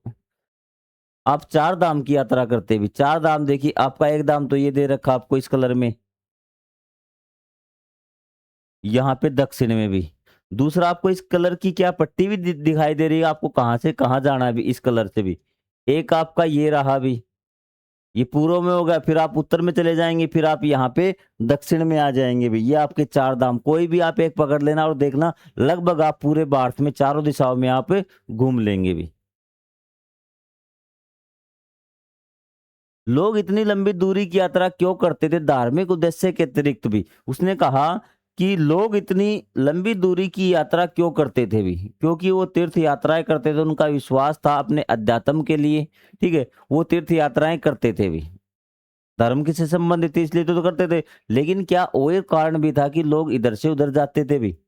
धार्मिक यात्रा के अलावा और कोई भी पर्पज़ हो सकता है। हाँ जी, इतना, क्योंकि धार्मिक उद्देश्य के अतिरिक्त कुछ व्यापारी तथा व्यवसायिक वस्तुओं के क्रय विक्रय के लिए यात्रा करते थे। देखो, कुछ लोग तो क्या थे कि वो, ये समझने वाली बात बेटा, थोड़ा-सा ध्यान देना कि एक व्यक्ति है यहाँ पे ए, वो तो क्या कर रहा है, धार्मिक यात्रा कर रहा है अभी। उससे कोई लेना-देना नहीं है। वो सिर्फ़ क्या धार्मिक यात्रा कर रहा है, तीर्थ स्थल पर वो जाना चाहता है अभी। उसकी इच्छा है, उसका मन कर रहा है कि मैं कहाँ जाऊँ, उस स्थान पर जाऊँ भी, ठीक है? उस मंदिर में जाऊँ, उस स्थान पे जाऊँ भी, ठीक है? तो उसके बाद दूसरा व्यक्ति बी और है भी, क्या है बी? ये एक दुकानदार है भी, क्या है ये बी? एक दुकानदार है। धार्मिक उद्देश्य के अतिरिक्त कुछ व्यापारी तथा व्यवसायी वस्तुओं के क्रय विक्रय के लिए यात्रा करते थे भी, ठीक है? कुछ अन्य चर्चा विचार विमर्श अपने मत विश्वास को लोकप्रिय बनाता देश के विभिन्न भागों में रहने वाले प्रतिष्ठित शिक्षकों सीखने अध्ययन करने जाते थे। तो कुछ लोग क्या है वस्तुओं को खरीदने बेचने के लिए भी, उसे पता है कि इस धार्मिक स्थल पर लोग आते जाते हैं, तो मेरा काम वस्तुओं को खरीदने बेचने का है, तो मैं क्या कर सकता हूँ कि मैं इनको वस्तुएं खरीद बेच सकता हूँ। तो इसलिए वो धार्मिक यात्रा पर निकल जाते थे कि धार्मिक यात्रा भी हो जाएगी और वस्तुओं की खरीद फरोख्त भी हो जाएगी। या फिर आप अलग से लिख सकते हैं कि लोग वस्तुओं को खरीदने बेचने के लिए जाते थे भी। और किस लिए? कुछ अन्य चर्चा विचार में कुछ क्या करते हैं कि चर्चा करने के लिए दूसरे प्रकार के लोग मिले, उनके साथ चर्चा करते हैं। ये नहीं कि उनके साथ बहस करने किसी विषय में, मतलब ज्ञान प्राप्त करने के लिए भी। फिर अपने मत विश्वास को लोकप्रिय बनाने के लिए कि वो क्या करते, अपना जो मत होता था, अपना धर्म था, उसके प्रचार प्रसार के लिए क्या था, दूसरे स्थानों पर जाते थे भी। तथा देश के विभिन्न भागों में रहने वाले प्रतिष्ठित शिक्षकों से सीखने या अध्ययन करने जाते थे। जो देश के अलग-अलग भागों में ना लोग रहते थे, तो उनके से मिलने के लिए, उनसे सीखने के लिए लोग जाते थे। किस-किस के लिए क्या जाते थे? एक तो तीर्थ यात्राओं के बारे में जो तो हम पढ़ रहे हैं अभी। इसके अलावा लोग एक स्थान से दूसरे स्थान तक लंबी-लंबी यात्राएँ क्यों करते थे? एक तो व्यापार के लिए, एक अपने धर्म का प्रचार करने के लिए। आपने पढ़ा होगा कि अशोक ने धर्म का प्रचार करने के लिए जो अपना पुत्र शायद महेंद्र और पुत्री शायद संघमित्रा होगी भी। करेक्ट करना यदि मैंने नाम थोड़े गलत बता, उनको श्रीलंका भेजा था अभी, धर्म का प्रचार करने के लिए, बौद्ध धर्म के बारे में भी शिक्षा देने के लिए भी, ठीक है? और या फिर कोई शिक्षक रहता है, वो उससे सीखने के लिए, मान लेते चाणक्य आपके तक्षशिला में रहते तो बहुत से वहाँ पे आए थे भी उनसे सीखने के लिए देश के अलग-अलग भागों से। अब भी आप जाते होंगे, कोई प्रतिष्ठित शिक्षक है, उससे कोचिंग लेने के लिए आप दूर यात्रा करके जाते होंगे भी, चीज़ें के लिए। तो ये यात्राएँ करते थे भी। तो उसने कहा कि ये सभी लोग है ना पृथक-पृथक उद्देश्यों की पूर्ति हेतु यात्रा करते थे। इनका जो उद्देश्य था वो अलग-अलग था। किसी का तीर्थ यात्रा करना था, किसी का व्यापार करना था, किसी का सीखना था, किसी का धर्म प्रचार था, किसी का शिक्षा लेना था। उनका उद्देश्य अलग-अलग था। फिर भी उनके मार्ग कहीं न कहीं एक-दूसरे से मिल जाते थे। परिचर्चा एवं विचार-विमर्श, वस्तुओं और अनुभव तथा कहानियों को समझना एवं साझा करना सभी को समृद्ध करता था भी। इसने कहा कि कहीं न कहीं तो मिलेंगे, रास्ते तो एक ही हैं। ठीक है? तो वो कहीं न कहीं क्या थे, आपस में मिल जाते थे। देखिए अभी, यहाँ पे मान लेते हैं क्या है आपका, एक टीचर रहता है, एक पावन स्थल है ए। क्या है? पावन स्थल है आपका ए। यहाँ पे एक बाज़ार भी है बी। ठीक है? पावन स्थल ए हो गया, बाज़ार बी हो गया, एक टीचर रहता है आपका टी। ठीक है? अब एक व्यक्ति आ रहा है क्या? यहाँ से चलेगा उस व्यक्ति को, उसे कोई मतलब नहीं, उसे एक क्या करना है, एक स्थान पर जाना, कहाँ पर? ए पर जाना। तीर्थ यात्रा पर वो जा रहा है। दूसरे बी है जो व्यापारी है, दूसरा व्यक्ति मतलब यहाँ से चला, वो कहाँ से जाना, उसे बाजार में अपनी वस्तुएं बेचनी है, तो वो इस प्रकार से जाएगा। हाँ सर, बी बाजार के लिए जाएगा। तीसरे को शिक्षा प्राप्त करनी है, तो क्या करेगा, इस प्रकार से जाएगा। अब देखिए इन तीनों के उद्देश्य क्या थे आपके? आप कहेंगे सर तीनों के उद्देश्य तो अलग-अलग थे, लेकिन कभी न कभी इनका रास्ता एक हो जाता था। या फिर हो सकता है कि एक व्यक्ति यहाँ जा रहा था इस जगह पे और एक व्यक्ति यहाँ पे जा रहा था इस तल पे ई और एफ पे। अब वो यहाँ से आया करता हुआ भी, ठीक है? इस प्रकार से घूमता हुआ इसी रास्ते से होता हुआ यहाँ भी, और ये आपका यहाँ से चला इस प्रकार से, इस रास्ते से होता हुआ यहाँ चला जाएगा। अब देखिए कहीं न कहीं तो ये सारे मिल गए ना रास्ते में। इसी प्रकार बाकी रास्तों से भी लोग जाते होंगे, वो भी आपस में मिलते होंगे। जैसे आप मिल जाते हैं आपस में, आप कहीं बाज़ार जा रहे हो, कोई आपके नानी के जा रहा होगा, कोई बाज़ार में अपनी बुआ के जा रहा होगा, कोई और कहीं जा रहा, आप बस में मिल जाते हो। तो इसी प्रकार ये भी मिल जाते थे भी। इतनी बात समझ में आई? उद्देश्य अलग थे और ये आपस में कई बार क्या है, मिल जाते थे भी। अब मिलने से कारण क्या होता था, ये आपस में परिचर्चाएँ करते भी। बस में आप बैठ जाते हो, आपस में बात करने लगते हो ना, तो उसी प्रकार ये भी क्या, जब मिल जाते थे रास्ते में, ये तो है नहीं कि मैं तुमसे बात नहीं करूंगा, चुपचाप निकल लिए, तो ये आपस में बात करते थे भी। परिचर्चाएं एवं विचार विमर्श करते, वस्तुओं और अनुभव तथा कहानियों को समझना भी, ये वस्तुओं का भी क्या करते, आदान प्रदान करते, उनकी कहानियां सुनते, मतलब आपस में बात करने लगते। मेन मतलब है कि संस्कृति का आदान प्रदान हो जाता था। संस्कृति का मतलब है आपका पहनावा, खान पान, बोलना, आपका रहन सहन, आपकी जीवन शैली को क्या है, आपकी संस्कृति समझिए। कि उन्हें कोई चीज जो दूसरों की संस्कृति की अच्छी लगती थी वो उसे अपना लेते थे भी। मान लेते हैं कि कोई आपका कोई चीज दूसरे के पास मिल गई भी, ठीक है, आप जाके के देखा किसी घर, आपकी नानी के घर का, उन्होंने कोई चीज रख रखी है, मान लेते हैं खाने की कोई बना रखी है भी, तो आपने देखा रही ये चीज तो बड़ी जल्दी देखी। जैसे आपने मैगी थी भी, मैगी आपका भारतीय फूड नहीं था, अंग्रेजों का फूड था। आपने देखा रही है तो बड़ा अच्छा फूड है, खाना है, तो ये तो तुरंत तैयार हो जाता 2 मिनट में, तो हमने मैगी अपना ली भी। तो क्या जीवन शैली आपकी संस्कृति का आदान प्रदान, पिज्जा बर्गर ये आपने अपना ली क्योंकि आपको अच्छे लगे। उसी प्रकार ये जब विचार चर्चाएं करते थे तो उनकी जो जीवन शैली होती थी उनका आदान प्रदान हो जाता था भी, कोई वस्तु उन्हें लगती भी, ठीक है। तो इससे क्या आता है, इस क्रम में नए विचार उत्पन्न होते थे और पुराने विचारों के साथ साथ सामंजस्य स्थापित किया जाता था भी। नए वे जो विचार थे आपस में चर्चाएं करेंगे तो नए विचार उत्पन्न होंगे और उन पुराने विचारों के साथ सामंजस्य बिठाया जाता था भी। यार बात ये दिमाग में रखना कि ये घटनाएं सिर्फ 1 साल की नहीं है, ये आपकी हजारों सालों के दौरान विकसित होती हैं ऐसी चीजें भी। यह जटिल प्रक्रिया भारतीय उपमहाद्वीप के सांस्कृतिक एकीकरण का प्रमुख कारण बनी हुई और इसके कारण हुआ कि ये जो है ना जटिल घटना, मतलब कौन सी घटना, कि लोग यात्राएं कर रहे थे अलग अलग उद्देश्यों के लिए, लेकिन उनके रास्ते क्या थे, कहीं ना कहीं एक होते थे। वो आपस में क्या करते थे, परिचर्चाएं करते थे। इससे क्या होता था कि उस जीवन शैली का उनका आदान प्रदान होता था, विचारों का, कहानियों का, वस्तुओं का, ठीक है। और ये क्या भारत की सांस्कृतिक एकीकरण का कारण बना भी। जो सभी संस्कृति थी ना भारत में, उसमें क्या है कि कुछ न कुछ चीजें आपकी एक जैसी हो गई भी, ठीक है। अलग अलग संस्कृति के लोग आए, अलग अलग रास्तों से आए, वो कहीं ना कहीं एक हुए, उन्होंने चर्चा की। जो चीज मान लो कि एक संस्कृति ए है, इसमें कोई चीज अच्छी थी तो उस चीजों को सभी लोगों ने अपना लिया भी, ये चीज बहुत बढ़िया है, हम इसको अपनाते हैं। ये आपका क्या होगा, इस प्रकार से सांस्कृतिक एकीकरण हुआ, सभी लोग आपस में मिले भी। आपको आगे बात समझ में, हाँ सर अब हमें बात समझ में आई है भी। पावन पारिस्थितिकी भी, तीर्थ स्थल सामान्यतः नदियां, झील के किनारे, वनों या पहाड़ों पर स्थित होते हैं भी। आपने देखा होगा जो पावन स्थल है ना, ऐसे आपको झील के किनारे, नदी के किनारे, पहाड़ों पर भी पड़ा है अभी, ठीक है। जैसा कि हमने पहले पढ़ा, संपूर्ण प्राकृतिक परिदृश्य पावन स्थल के स्वरूप में माना जाता। संपूर्ण प्राकृतिक परिदृश्य भी, जो जो चीज प्राकृतिक है सभी को हम पावन मानते हैं भी।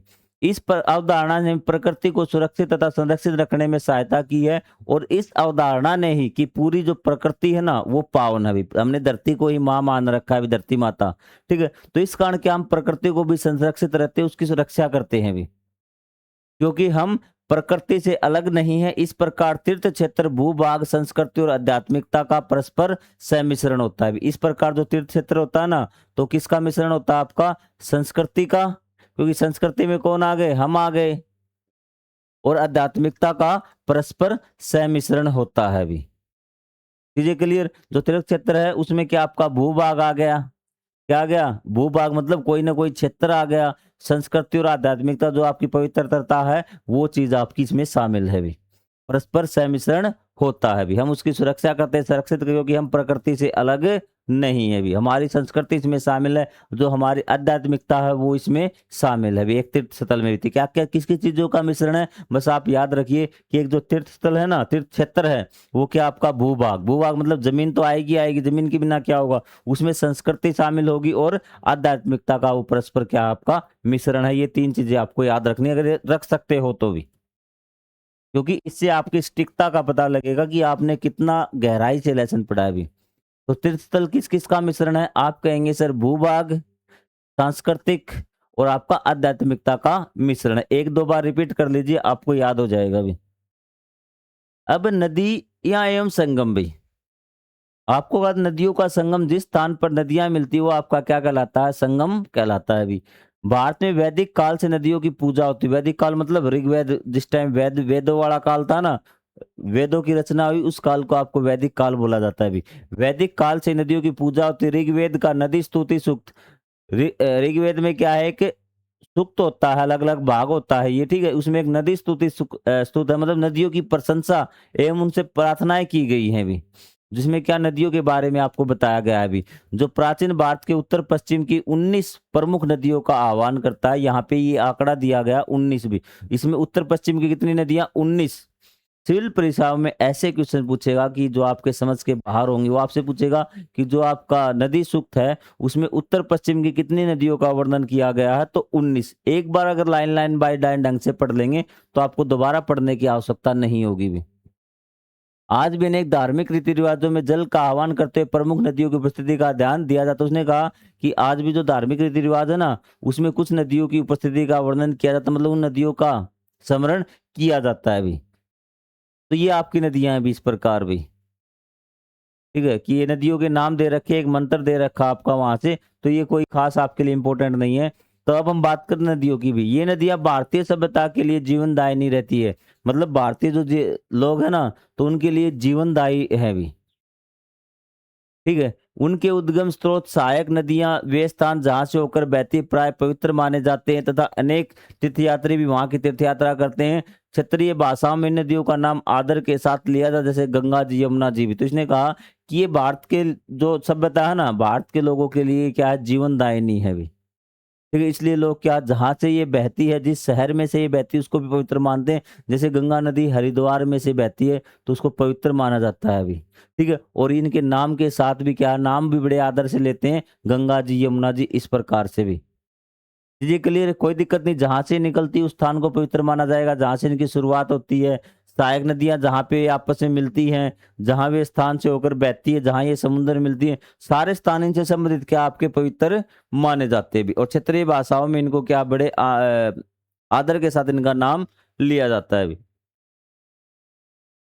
प्रयागराज में प्रत्येक 6 वर्षों में कुंभ मेले का आयोजन होता है, प्रयागराज में भी, याद रखना अभी। प्रयाग 3 नदियों का क्या है आपका? संगम स्थान है भी। 3 नदियां आकर मिलती, कौन कौन सी 3 नदियां? गंगा, यमुना, सरस्वती भी। गंगा यमुना आपकी आदर्श सरस्वती, मतलब सरस्वती हमें वहां मिलती हुई दिखाई नहीं देती, लेकिन हम मानते हैं कि यहाँ पे सरस्वती भी मिलती है, तो इसलिए आपको आदर्श सरस्वती बोलते हैं भी। कुछ वर्ष पूर्व यूनेस्को ने कुंभ मेले का अमूर्त सांस्कृतिक धरोहर में शामिल किया, ये बात आपको याद रखना है अभी। लगभग 66 करोड़ लोगों ने 2025 के कुंभ मेले में भाग लिया था। भारत की पूरी जनसंख्या का यह कितना अनुपात है अभी? 66 करोड़ भी। और अब तो मैंने पढ़ा कि भारत की जनसंख्या 100, मतलब आधी जनसंख्या के करीब आपका ये हो चुका है। भारत की 50% जनसंख्या के लगभग यहाँ पर भाग लिया था अभी, ठीक है। और कुंभ मेला भी,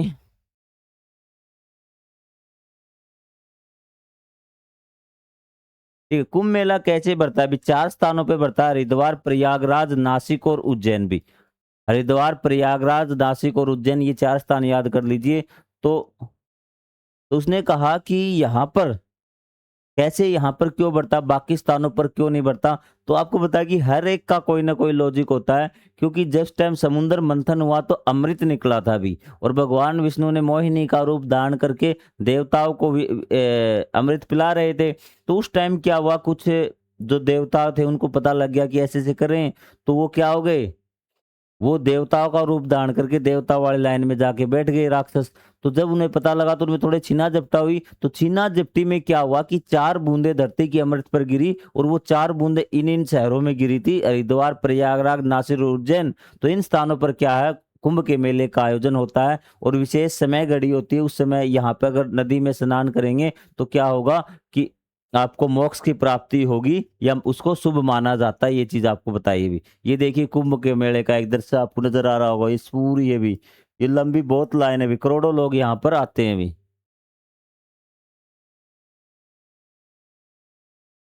आपके विचार में किस प्रकार से 5 लोगों के आर्थिक जीवन और गतिविधि से जुड़े हुए हैं भी?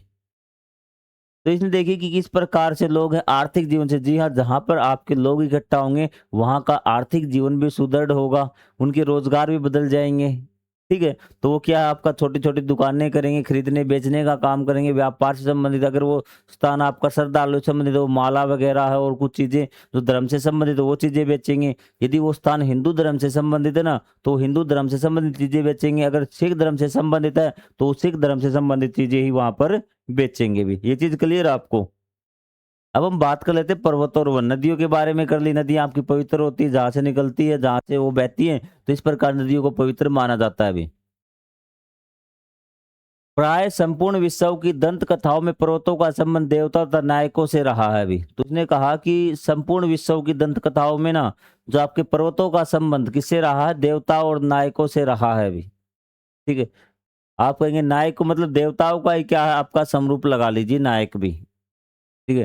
साथ ही पर्वतों को मतलब कहा कि जो आपकी दंत कथाएं, जो आपकी ओरल कथाएं, जो हम एक पीढ़ी से दूसरी पीढ़ी ट्रांसफर करा मुंह से बोलकर हम बताते आ रहे, जो प्रचलित हैं, ठीक है, प्रचलित कथाएं, आपकी कहानियां आप सुनते हैं। उसने कहा कि इनमें आपके पर्वतों का संबंध किसी न किसी देवताओं से या किसी किसी महान व्यक्ति से बताया गया है। आप कहेंगे सर ठीक है, ये बात हमें समझ में आ गई। और साथ ही क्या बताया, पर्वतों को उनकी ऊंचाई के कारण पृथ्वी से सौरभ तक के प्रतीकात्मक प्रवेश द्वार के रूप में देखा जाता है।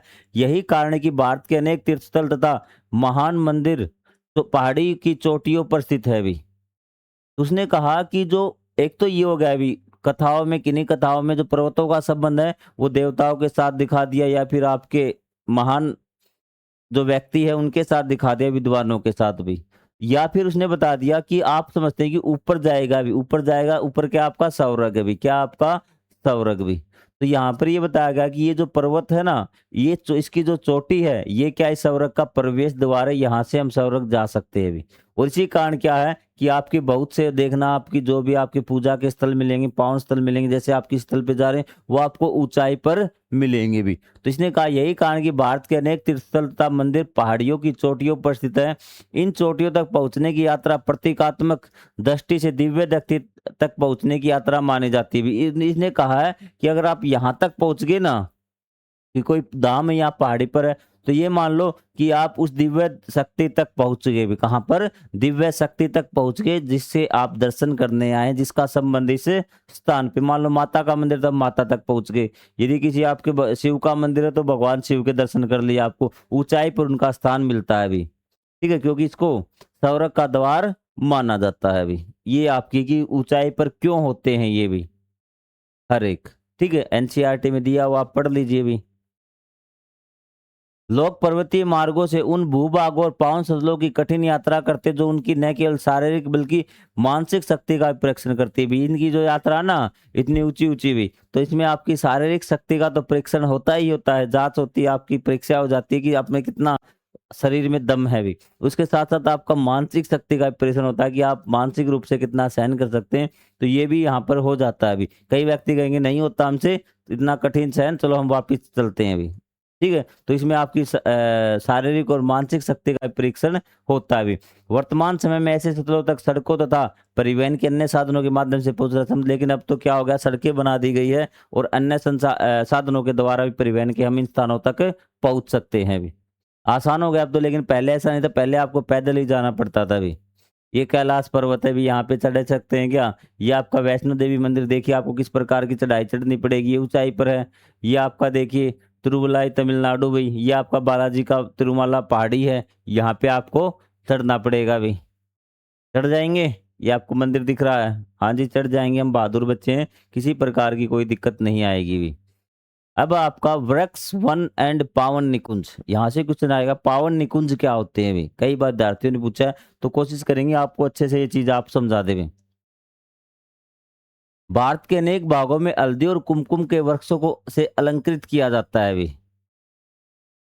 आपने देखा होगा कि भारत के अनेक भागों में जो आपके पेड़ों को ना हल्दी और कुमकुम से वृक्षों को अलंकृत किया जाता है, उनके टिक्के लगाए जाते हैं भी। हल्दी का लगा दिया, कुमकुम का, चंदन का लगा दिया, पेड़ों के टिक्के लगाए जाते हैं भी।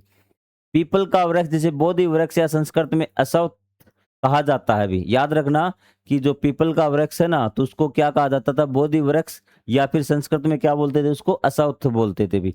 हिंदू, बौद्ध और सिख तथा जैन धर्मों के लिए अत्यंत पावन है। वस्तुतः लैटिन भाषा में उसका वास्तविक नाम क्या है, फाइकस रिलीजियासा भी। ये भी आपको याद रखना, पीपल के पेड़ के आपको 4 नाम याद रखने, बोधि वृक्ष भी कहा जाता है, अशौथ भी कहा जाता है, फाइकस रिलीजियोसा भी कहा जाता है, और पीपल भी कहा जाता है भी। और जिसका शाब्दिक अर्थ है पावन वट वृक्ष, क्या है, पावन वट वृक्ष। ये बात आपको याद रखनी, सर रह जाएंगी पीपल के बारे में भी। ठीक है, तो अब कहते हैं कि वो टीका या क्यों लगाते हैं, उनको अलंकृत क्यों करते हैं भई? ठीक है? ए यहाँ देखिए आपका यहाँ ये पेड़ है, इसको पवित्र माना गया है अभी। ठीक है? ये मोदी वृक्ष है, मूल वृक्ष का वंशिज बताया गया है। अब क्या है, वो जो बोध गया ना, उसका जो वृक्ष था वो पेड़ कटवा दिया था शशांक ने, आप राजा पढ़ेंगे आगे, उसने कटवा दिया था, लेकिन उसके मूल वृक्ष का वंशज एक और वृक्ष स्थित है महाबोधि मंदिर में। ये कहता है कि ये उसी का वंशज है अभी, उसी के ही बीच से ये नया जो है आपका पैदा हुआ है अभी। एक पेड़ है यहाँ पे, एक तो कटवा दिया था आपका महाबोधि वृक्ष, तो जो ओरिजिनल था वो वहां तो किसने, शशांक ने भी। ठीक है? तो जो गौड़ राजा था उस शशांक ने इसको क्या किया था, कटवा दिया था अभी। चीजें क्लियर हुई? तो क्या है कि क्यों उनके तिलक करते हैं हम, क्यों हमें हल्दी और कुमकुम से अलंकृत करते हैं, क्योंकि हम उसको पावन मानते हैं भी।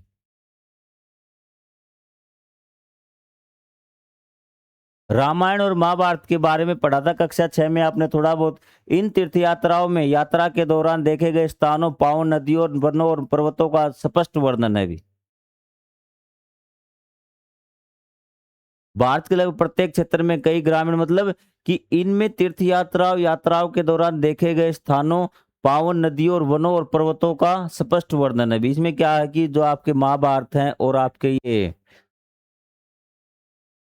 आपके रामायण है, महाभारत और रामायण है, इसमें कहा कि इनमें जो स्थान हमने तीर्थ यात्रा के दौरान देखे हैं ना, तो उनका स्पष्ट वर्णन, जैसे हम अयोध्या है, अयोध्या का स्पष्ट वर्णन आपको रामायण में मिलता है अभी। इंद्रप्रस्थ है, आपका स्पष्ट वर्णन आपको महाभारत में मिलता है। कुरुक्षेत्र का वर्णन आपको महाभारत में मिलता है। ये कहता है कि तीर्थ यात्राओं और यात्रा के दौरान इनमें तीर्थ यात्रा और यात्रा के दौरान देखे गए स्थानों, पावन नदियों, वनों और पर्वतों का स्पष्ट वर्णन है कि रामायण और महाभारत में जो हमने तीर्थ यात्रा के दौरान स्थान देखे थे ना, वो सारे के सारे इनमें मिलते हैं भी।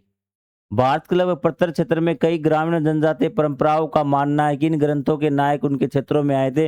भारत में लगभग प्रत्येक क्षेत्र में कई ग्रामीण है ना, और जो आपके जनजातीय हैं या फिर और लोग हैं, वो ये मानते हैं कि इन ग्रंथों के नायक, मतलब जो राम है, लक्ष्मण है, भरत, शत्रुघ्न, सीता है, वो इनके एरिया में आए थे, क्षेत्र में। या फिर हो सकता है कि जो महाभारत वाले भी 5 पांडव है आपके, भगवान श्री कृष्ण है, ये वाले भी नायक उनके क्षेत्र में आए थे। वहां के पावन स्थल इस बात का संकेत भी प्रस्तुत करते हैं कि इनसे आख्यानों द्वारा विभिन्न जनसमुदाय महाकाव्यों को अपना मानते हैं।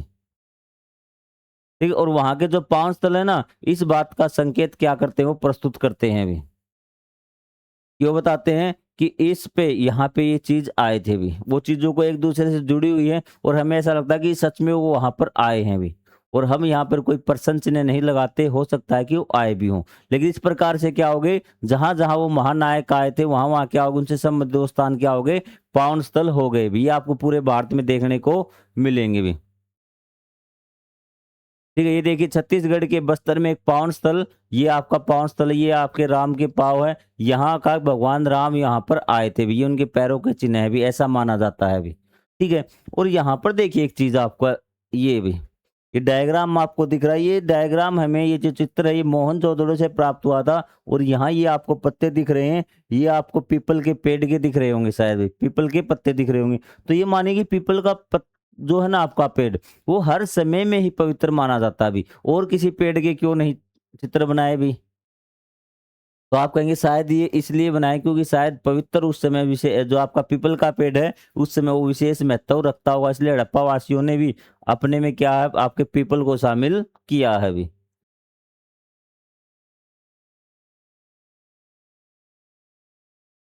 कालांतर में भी भारत में कई ग्रामीण और जनजातीय समुदाय में हानिकारक गतिविधियां जैसे भी, तो अब कालांतर मतलब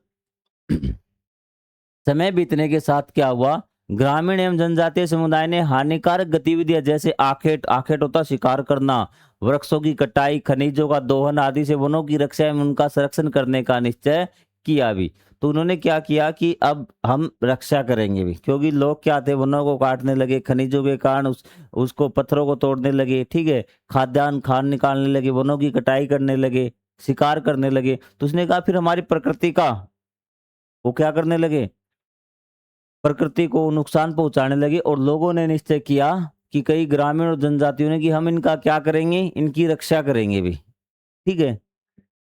उन्होंने वनों को देवताओं का निवास स्थान माना। उसने कहा कि ऐसे तो ये मानेंगे नहीं भी, जो ये शिकारी हैं, ये और लोग हैं जो कटाई कर रहे हैं, तो उन्होंने उस वन को क्या बता दिया कि ये हमारे देवताओं का क्या है, निवास स्थान है भी। क्या है आपका निवास स्थान। अब ध्यान से देखना भी, ये वन था भी, यहाँ पे कटाई वगैरह हो रही थी, लोग शिकार कर रहे थे, पेड़ों को काट रहे थे, खनन कर रहे थे। तो यहाँ आसपास के लोगों ने क्या बता दिया कि जो लोग यहाँ रहते थे, उन्होंने कहा कि ये जो क्षेत्र है ना, ये पूरा भी, ये हमारे देवताओं का क्या है, निवास स्थान है भी। हमारे देवताओं का निवास स्थान मतलब ये हमारे देवताओं का घर है भी। ये जंगल है ना, हमारे देवताओं का घर है भी। उदाहरण के लिए मेघालय में रिंके या बसा ऐसे विशिष्ट वनों को अंग्रेजी भाषा में ग्रोव्स पाउंड निकुंज कहते हैं भी। ठीक है, तो उसने कहा कि ऐसे स्थान भी जो किसी देवता से संबंधित है भी, ठीक है, किसी देवता का या महानायक का निवास स्थान बताया गया है, वो क्या होते हैं, आपके पावन निकुंज होते हैं भी। अपने पावन महत्व के कारण ये वनस्पति एवं जीवों की विशाल जैव विविधता को आश्रय प्रदान करते हैं। और क्या कहते हैं, जो आपके, ध्यान से, जो आपके वन या जंगल पावन होते हैं ना, क्या होते हैं, पावन होते हैं या किसी दैवीय शक्ति से संबंध रखते हैं, और उसके कारण दैवीय शक्ति के कारण वो संबंध होने के कारण उनको क्या माना जाता है, पावन माना जाता है। और इसी के कारण क्या, वो आपके वनस्पति का और क्या जंगली जीव जंतुओं को संरक्षित रखते हैं। ऐसे क्षेत्र को पावन निकुंज बोलते हैं। पावन निकुंज समझ लो, आपके पेपर में पावन निकुंज ही आएगा इस पाठ में से, कि पावन निकुंज क्या होते हैं भी। कई पावन निकुंजों में छोटे छोटे जलाशय होते हैं, तो जल संरक्षण में भी सहायक होते हैं भी। पावन निकुंज क्या होते हैं भी, पावन निकुंज वे क्षेत्र होते हैं भी। ये क्षेत्र हो गया, वे क्षेत्र होते हैं, कौन से क्षेत्र, जो किसी दैवीय शक्ति से संबंध रखते हैं भी। या फिर मान सकते हैं किसी दैवीय शक्ति का निवास स्थान को छोड़ देना, आप दैवीय शक्ति से संबंधित रखना भी। दैवीय शक्ति से क्या है, वो संबंधित है। आप कहेंगे ठीक है सर, दैवीय शक्ति से क्या है, संबंध होने के कारण, ठीक है, उसमें वो संरक्षित रहते हैं। क्या रहते हैं, संरक्षित होते हैं भी। ठीक है, या फिर आपको और आसान करवाता हूं मैं, दैवीय शक्ति से संबंधित होने के कारण क्या वो पावन होते हैं। क्या होते हैं, पावन होते हैं। और पावन होने के कारण वो क्या है, आपके जो आपके प्राकृतिक वनस्पति और जीव जंतु को सुरक्षित रखते हैं भी। ठीक है, अगर ये किसी प्रकार की दैवीय शक्ति से संबंध नहीं होता तो ये आम होते, पावन नहीं होते। पावन नहीं होते, लोग यहाँ पे पेड़ काट लेते, सब कुछ कर लेते। आपको बात समझ में आई। हाँ सर, बात समझ में आई। या दो क्षेत्र में लेता हूँ क्योंकि इंपॉर्टेंट है, ये ए है और ये बी है भी। यहाँ तो बता दिया कि ये क्या आपका पावन है, ये हमारे दैवीय शक्ति किसी देवता से संबंधित है, देवता का ये घर है या फिर देवता का कुछ यहाँ रहा था, तो ये पावन हो गया। और एक ये हो गया। अब इस पे तो लोग काट ले जाएंगे, कोई प्रतिबंध नहीं है, लेकिन पावन होने के कारण इन्होंने यहाँ पे जो जीव जंतु है, आपका जो आपका प्राकृतिक वनस्पति है, उसको संरक्षण प्रदान किया है। तो ये होते हैं पावन निकुंज भी। क्या होते हैं, पावन निकुंज। चीजें क्लियर। हाँ सर, चीज समझ में। भारत में हजारों की संख्या में पावन निकुंज है। यह एक विडंबना है कि इनकी संख्या तेजी से घटती जा रही है।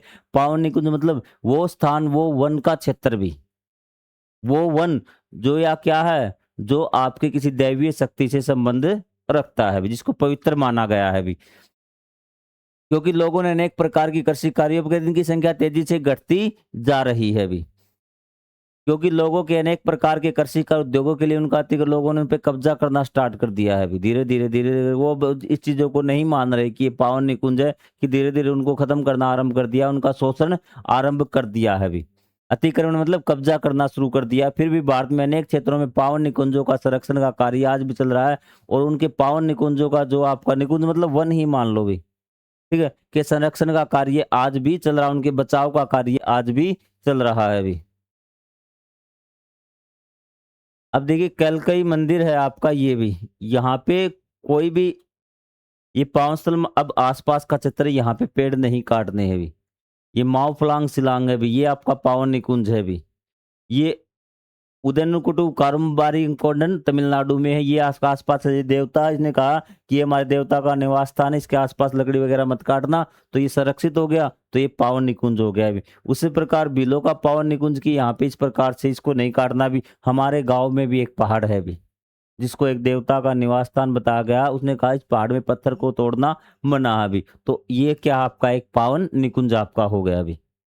उसके आसपास पेड़ है भी। अब पावन निकुंज को क्या कहा जाता है? मलयालम में कहा जाता है काऊ, शायद आपके समझ में ना आए, आपकी भाषा में उसको लिखना आपको। तमिल ने कविलकादु, कन्नड़ में देवरेकादु, मराठी में खासी, में मेघालय में, हिंदी हिमाचल प्रदेश में देववन भी। आप यहाँ समझ में आ जाएंगे, देवताओं से संबंधित जो वन होते हैं भी, उनका देवताओं से संबंध होने के कारण उनको क्या है, पावन माना गया है। और उसके कारण क्या रहते हैं, वो सुरक्षित सुरक्षित रहते हैं। और वो क्या है, आपके प्राकृतिक जीव जंतुओं को आश्रय देते हैं भी। झारखंड आपका सरना कहा जाता है, छत्तीसगढ़ में देवउड़ी कहा जाता है, राजस्थान में ओरण कहा जाता है भी। और आपके राज्यों में भी आप बताइए कमेंट करके कि आपके राज्यों में वे जो जगह जो आपकी, वे वन क्षेत्र जो आपके किसी देवता से संबंध रखते हैं, उनको क्या बोला जाता है भी। कुछ राज्यों के दे रखे हैं, आपको अपने राज्य के लिखने हैं भी। अब तमिलनाडु में स्थानीय गाथाएं पावन निकुंज के देवता प्रकृति मानव के मध्य संबंधों की प्रमुखता से प्रसिद्ध करती है भी। और इसी प्रकार तमिलनाडु की एक कथा आपको यहाँ पर दी गई, उसको मैं थोड़ा सा आपको वर्णन कर देता हूँ कि तंजावुर जनपद है भी।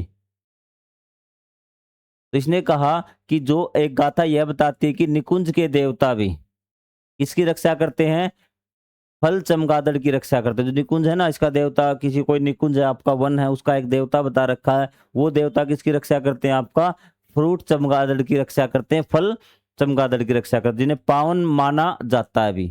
चमगादड़ को देखना भी क्या है, पावन माना जाता है भी। ठीक है। और ये क्या है, अब देखना कि जो फल जो चमगादड़ होते हैं ना, ये मनुष्य के लिए बहुत ज्यादा लाभदायक होते हैं, क्योंकि बीजों को बिखेरने, पुष्पों के परागीकरण के काम आते हैं भी। इस प्रकार क्या है कि वो ये भी देखते हैं कि इस प्रकार से कथाएं जुड़ी कि जो दोनों को बैलेंस बना के रखती है। इतना ज्यादा इंपॉर्टेंट आपके लिए नहीं, बस थोड़ा सा आपकी जानकारी के लिए बता दिया।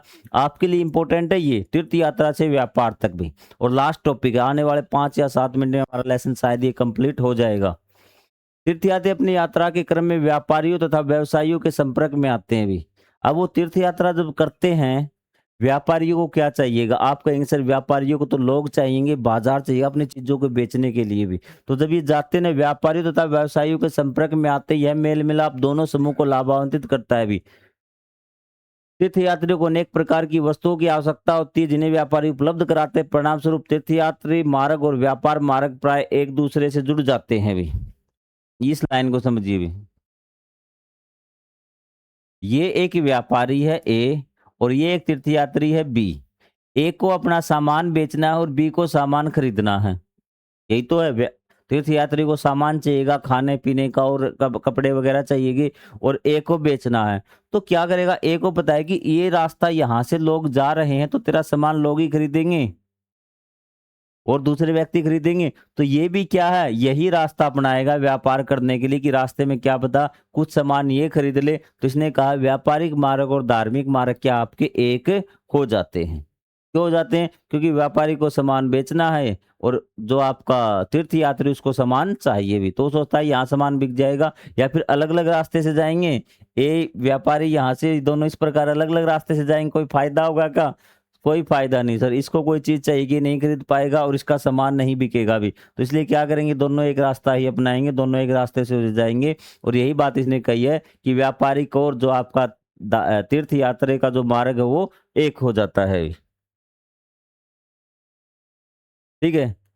परिणाम स्वरूप क्या होता है, ये आपको पता गया ना कि तीर्थ यात्रियों को अनेक प्रकार की वस्तुओं की आवश्यकता होती है, जिन्हें व्यापारी उपलब्ध कराते हैं। परिणाम स्वरूप तीर्थ यात्रा मार्ग तथा व्यापार मार्ग एक दूसरे से जुड़ जाता है भी। कुछ व्यापारी तीर्थयात्री के रूप में तीर्थ स्थलों की यात्रा करते हुए अपनी वस्तुओं को भी दूर दूर तक के उपनगरों महानगरों में विक्रय के लिए ले जाते हैं। इस प्रकार वे दो कार्य एक साथ करते हैं। कुछ व्यापारी होते भी आपकी तरह चालाक, वो कहते हैं कि हम तीर्थ यात्रा करने जाएंगे, हम क्या करेंगे, हमारे सामान को बेचने जाते हैं भी।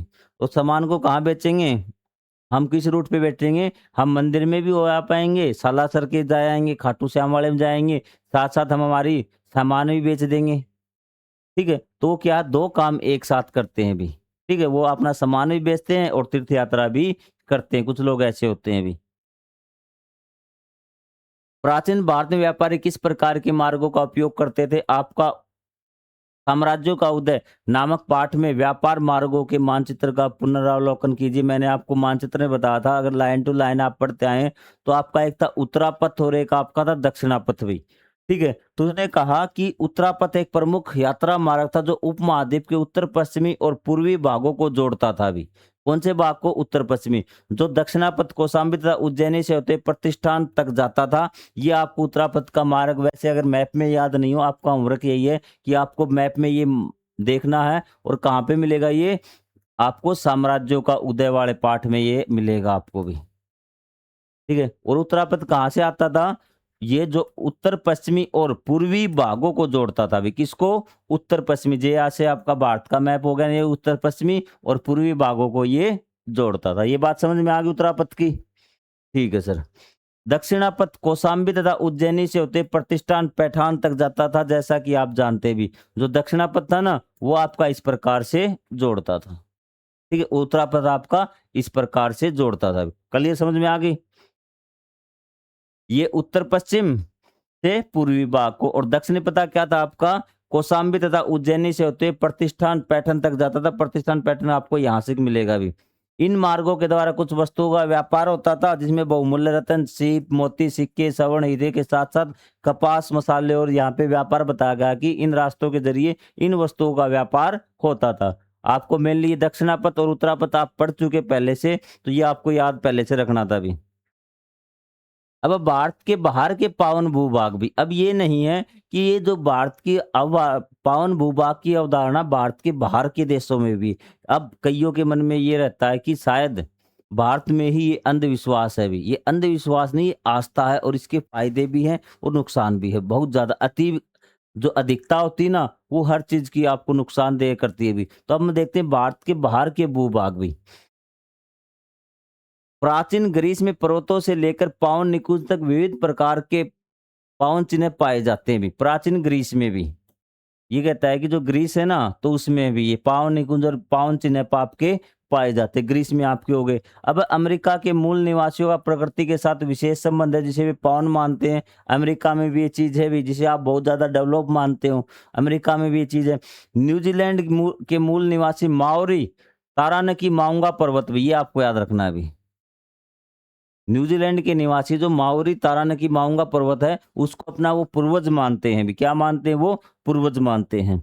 अतः वह उनके लिए पावन है। माओरी समुदाय के अनेक प्रतिवेदनों के पश्चात एक नए नियम द्वारा इस पर्वत को मनुष्य के समान अधिक दायित्व प्रदान किए गए भी। अब देखिए कि जो माओरी समुदाय है ना न्यूजीलैंड में, उन्होंने सरकार से अपील की, आंदोलन किया, आवाजें उठाई। तो उन्होंने कहा कि ये जो पर्वत है ना, इसको एक व्यक्ति का दर्जा दे दीजिए भी। तो एक उसको क्या है, एक व्यक्ति के समान अधिकार और दायित्व प्रदान किए गए हैं। और यह माओरी विश्व की दृष्टि की स्वीकृति का प्रतीक था भी। विश्व दृष्टि की स्वीकृति का प्रतीक था। इस समुदाय के वरिष्ठ जन पर्वत और नदी को हानि पहुंचाने वाली गतिविधियों के विरुद्ध खड़े। मतलब इस जो समुदाय के लोग हैं ना, वो क्या करते हैं, जो भी प्राकृतिक चीजों को हानि पहुंचाता है, तो उसके खिलाफ वे खड़े होते हैं भी। ये याद रह जाएगा, न्यूजीलैंड के किस पर्वत को क्या है आपका दर्जा दिया गया है, मानव के समान अधिकार दिए गए हैं। वो है आपका तारानकी माउंगा पर्वत भी। क्या है? तारानकी माउंगा पर्वत। कौन सी जनजाति के लोग इसे अपना पूर्वज मानते हैं? माओरी। और यहाँ से न्यूजीलैंड के मूल निवासी हैं। ये क्या है आपके? न्यूजीलैंड के मूल निवासी भी। ठीक है, अब पावन सतलोक का पुनरुद्धार और संरक्षण, ये थे आपको कुछ एक दो रखने हैं याद कि भारत में ही नहीं आपके ये पावन स्थल, ये आपके विदेशों में भी होते हैं, जिनको आप डेवलप्ड कंट्री मानते हैं, बहुत पढ़े लिखे मानते हैं, वहां पर भी ये सब चीजें उपलब्ध है अभी।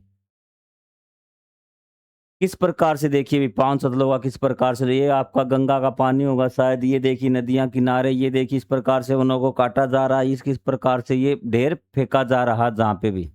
उन स्थानों और प्राणियों के चित्रों को सावधानी पूर्वक देखिए जिन्हें आप, ये देखिए यमुना का दिखा दिया आपको, कावेरी नदी का दृश्य दिखा दिया। ठीक है, और आसपास आपको इस प्रकार कूड़े से ढेर मिलेंगे भी। पूर्व काल के लोगों एवं पावन भूभाग के मध्य सौहार्दपूर्ण संबंध विद्वान थे भी। अब वो कहता है कि संबंध पावन क्षेत्रों के बीच में, मतलब जो पूर्व के लोग थे ना, तो वो क्या है आपके भूभाग को बहुत अच्छी तरह से देखभाल करके रखते थे, उनको नुकसान नहीं पहुंचाते थे भी। इसने भारतीय सभ्यता को हजारों वर्षों तक बनाए रखा था, ऐसे मूल्यों का निर्धारण किया जिन्हें संपूर्ण उपमहाद्वीप में मान्यता प्राप्त थी। परंतु आज इन्हीं संबंधों पर संकट है, मतलब उनका हमने ध्यान नहीं रखा भी। मतलब जब आप प्रकृति की रक्षा करेंगे तो प्रकृति आपकी रक्षा करेगी। तो हमारे जो पूर्वज थे उन्होंने इस प्रकार रखा कि उन्हें प्रकृति को हानि नहीं पहुँचते थे, तो प्रकृति ने भी हानि नहीं पहुँचाई। लेकिन अब हम प्रकृति को हानि पहुँचाने लगे, तो प्रकृति भी हमें हानि पहुँचाने लगी कि ये मौसम देखना आप किस प्रकार से बिगड़ने लगा। गर्मी में बहुत कभी गर्मी नहीं होती, कभी बहुत अधिक गर्मी हो जाती है, कभी वर्षा समय से नहीं होती, बिल्कुल नहीं होती, कभी बहुत ज़्यादा बारिश हो जाती है। तो ये हमने क्या है जो रिलेशन है वो खराब कर लिया। अब आप सच में मामा, फूफा, काका, काकी का रिलेशन मत ढूँढने लग जाना। ये एक आपका प्रतीकात्मक रिलेशन है, संबंध है भी। मूल्य मतलब ऐसे आपके निर्णय ही मान लिए कि ऐसे निर्णय निर्धारित किए थे, ऐसे नैतिक गुण थे उनके अंदर भी। ये कहता है कि पावन भौगोलिक क्षेत्रों की उपस्थिति आज भी प्रासंगिक है भी। तो उसने कहा कि जो पावन आपके भौगोलिक क्षेत्र है ना, उनकी उपस्थिति आज भी है भी। जबकि प्रकृति के साथ हमारा संबंध असंगत हो चला है कि उसने कहा कि चीज़ें जो पावन थी उनको आज भी पावन माना जाता है, लेकिन जो प्रकृति के साथ संबंध है ना, वो हमारा असंगत हो गया है अभी। नदियों का क्या अति दोहन करके उन्होंने लुप्त होने की स्थिति उत्पन्न कर दी है कि नदियों का हमें पानी बहुत ज़्यादा यूज़ करने लगे और अब वो लुप्त होने की कगार पे, मतलब नदियों का पानी सूखने की कगार पे है। पावन पर्वतों को विकास चुनौती दे रहा, लोगों ने अपने पर्यावरण, देवता और मूल्यों की रक्षा के लिए विरोध भी आरंभ कर दिया। उसने कहा कि जो आपका पर्वत है, पर्वतों को हम विकास करने के लिए हम रेल लाइन बिछाएँगे, हम कॉलेज बनाएँगे, फैक्ट्री बनाएँगे, इस प्रकार से उसको क्या कर रहे हैं, नष्ट कर रहे हैं, काट रहे हैं पर्वतों को। लेकिन लोग क्या अपने पावन क्षेत्रों को बचाने के लिए, प्रकृति को बचाने के लिए फिर भी आवाज़ उठा रहे हैं, विरोध कर रहे हैं उन चीज़ों का। वर्तमान समय में जबकि सतत विकास का एक वैश्विक विषय बन गया है, ऐसे में पावन भौगोलिक क्षेत्र आधारित विश्व दृष्टि महत्वपूर्ण योगदान दे सकता है। अब आपको एक यहाँ पे याद करना है सतत विकास क्या होता है। आपको मैंने एक संधारणीय बताया था पिछले लेसन में शायद भी। संधारणीय विकास या सतत विकास हमें इस प्रकार से विकास करना होता है कि हमें लगातार आगे भी बढ़ना है और हमें हमारे पर्यावरण को नुकसान नहीं पहुंचाना है। इस प्रकार से हमें आगे नहीं बढ़ना है कि वो आगे चल के हमें हमारे लिए ही क्या माने नुकसानदेह साबित होगी। इस प्रकार का विकास जो पर्यावरण के लिए भी अच्छा हो और हमारे लिए भी अच्छा हो, होता है सस्टेनेबल डेवलपमेंट। आपको क्लियर, इसी को हम संधारणीय विकास भी कहते हैं भी।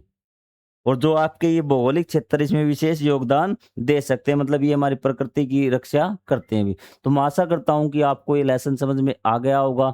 फिर भी यदि आपको कोई डाउट रहता तो आप कमेंट करके पूछ सकते हैं। हम मिलेंगे अगले अध्याय में, तब तक के लिए जय हिंद, जय Bharat. Thank you very much.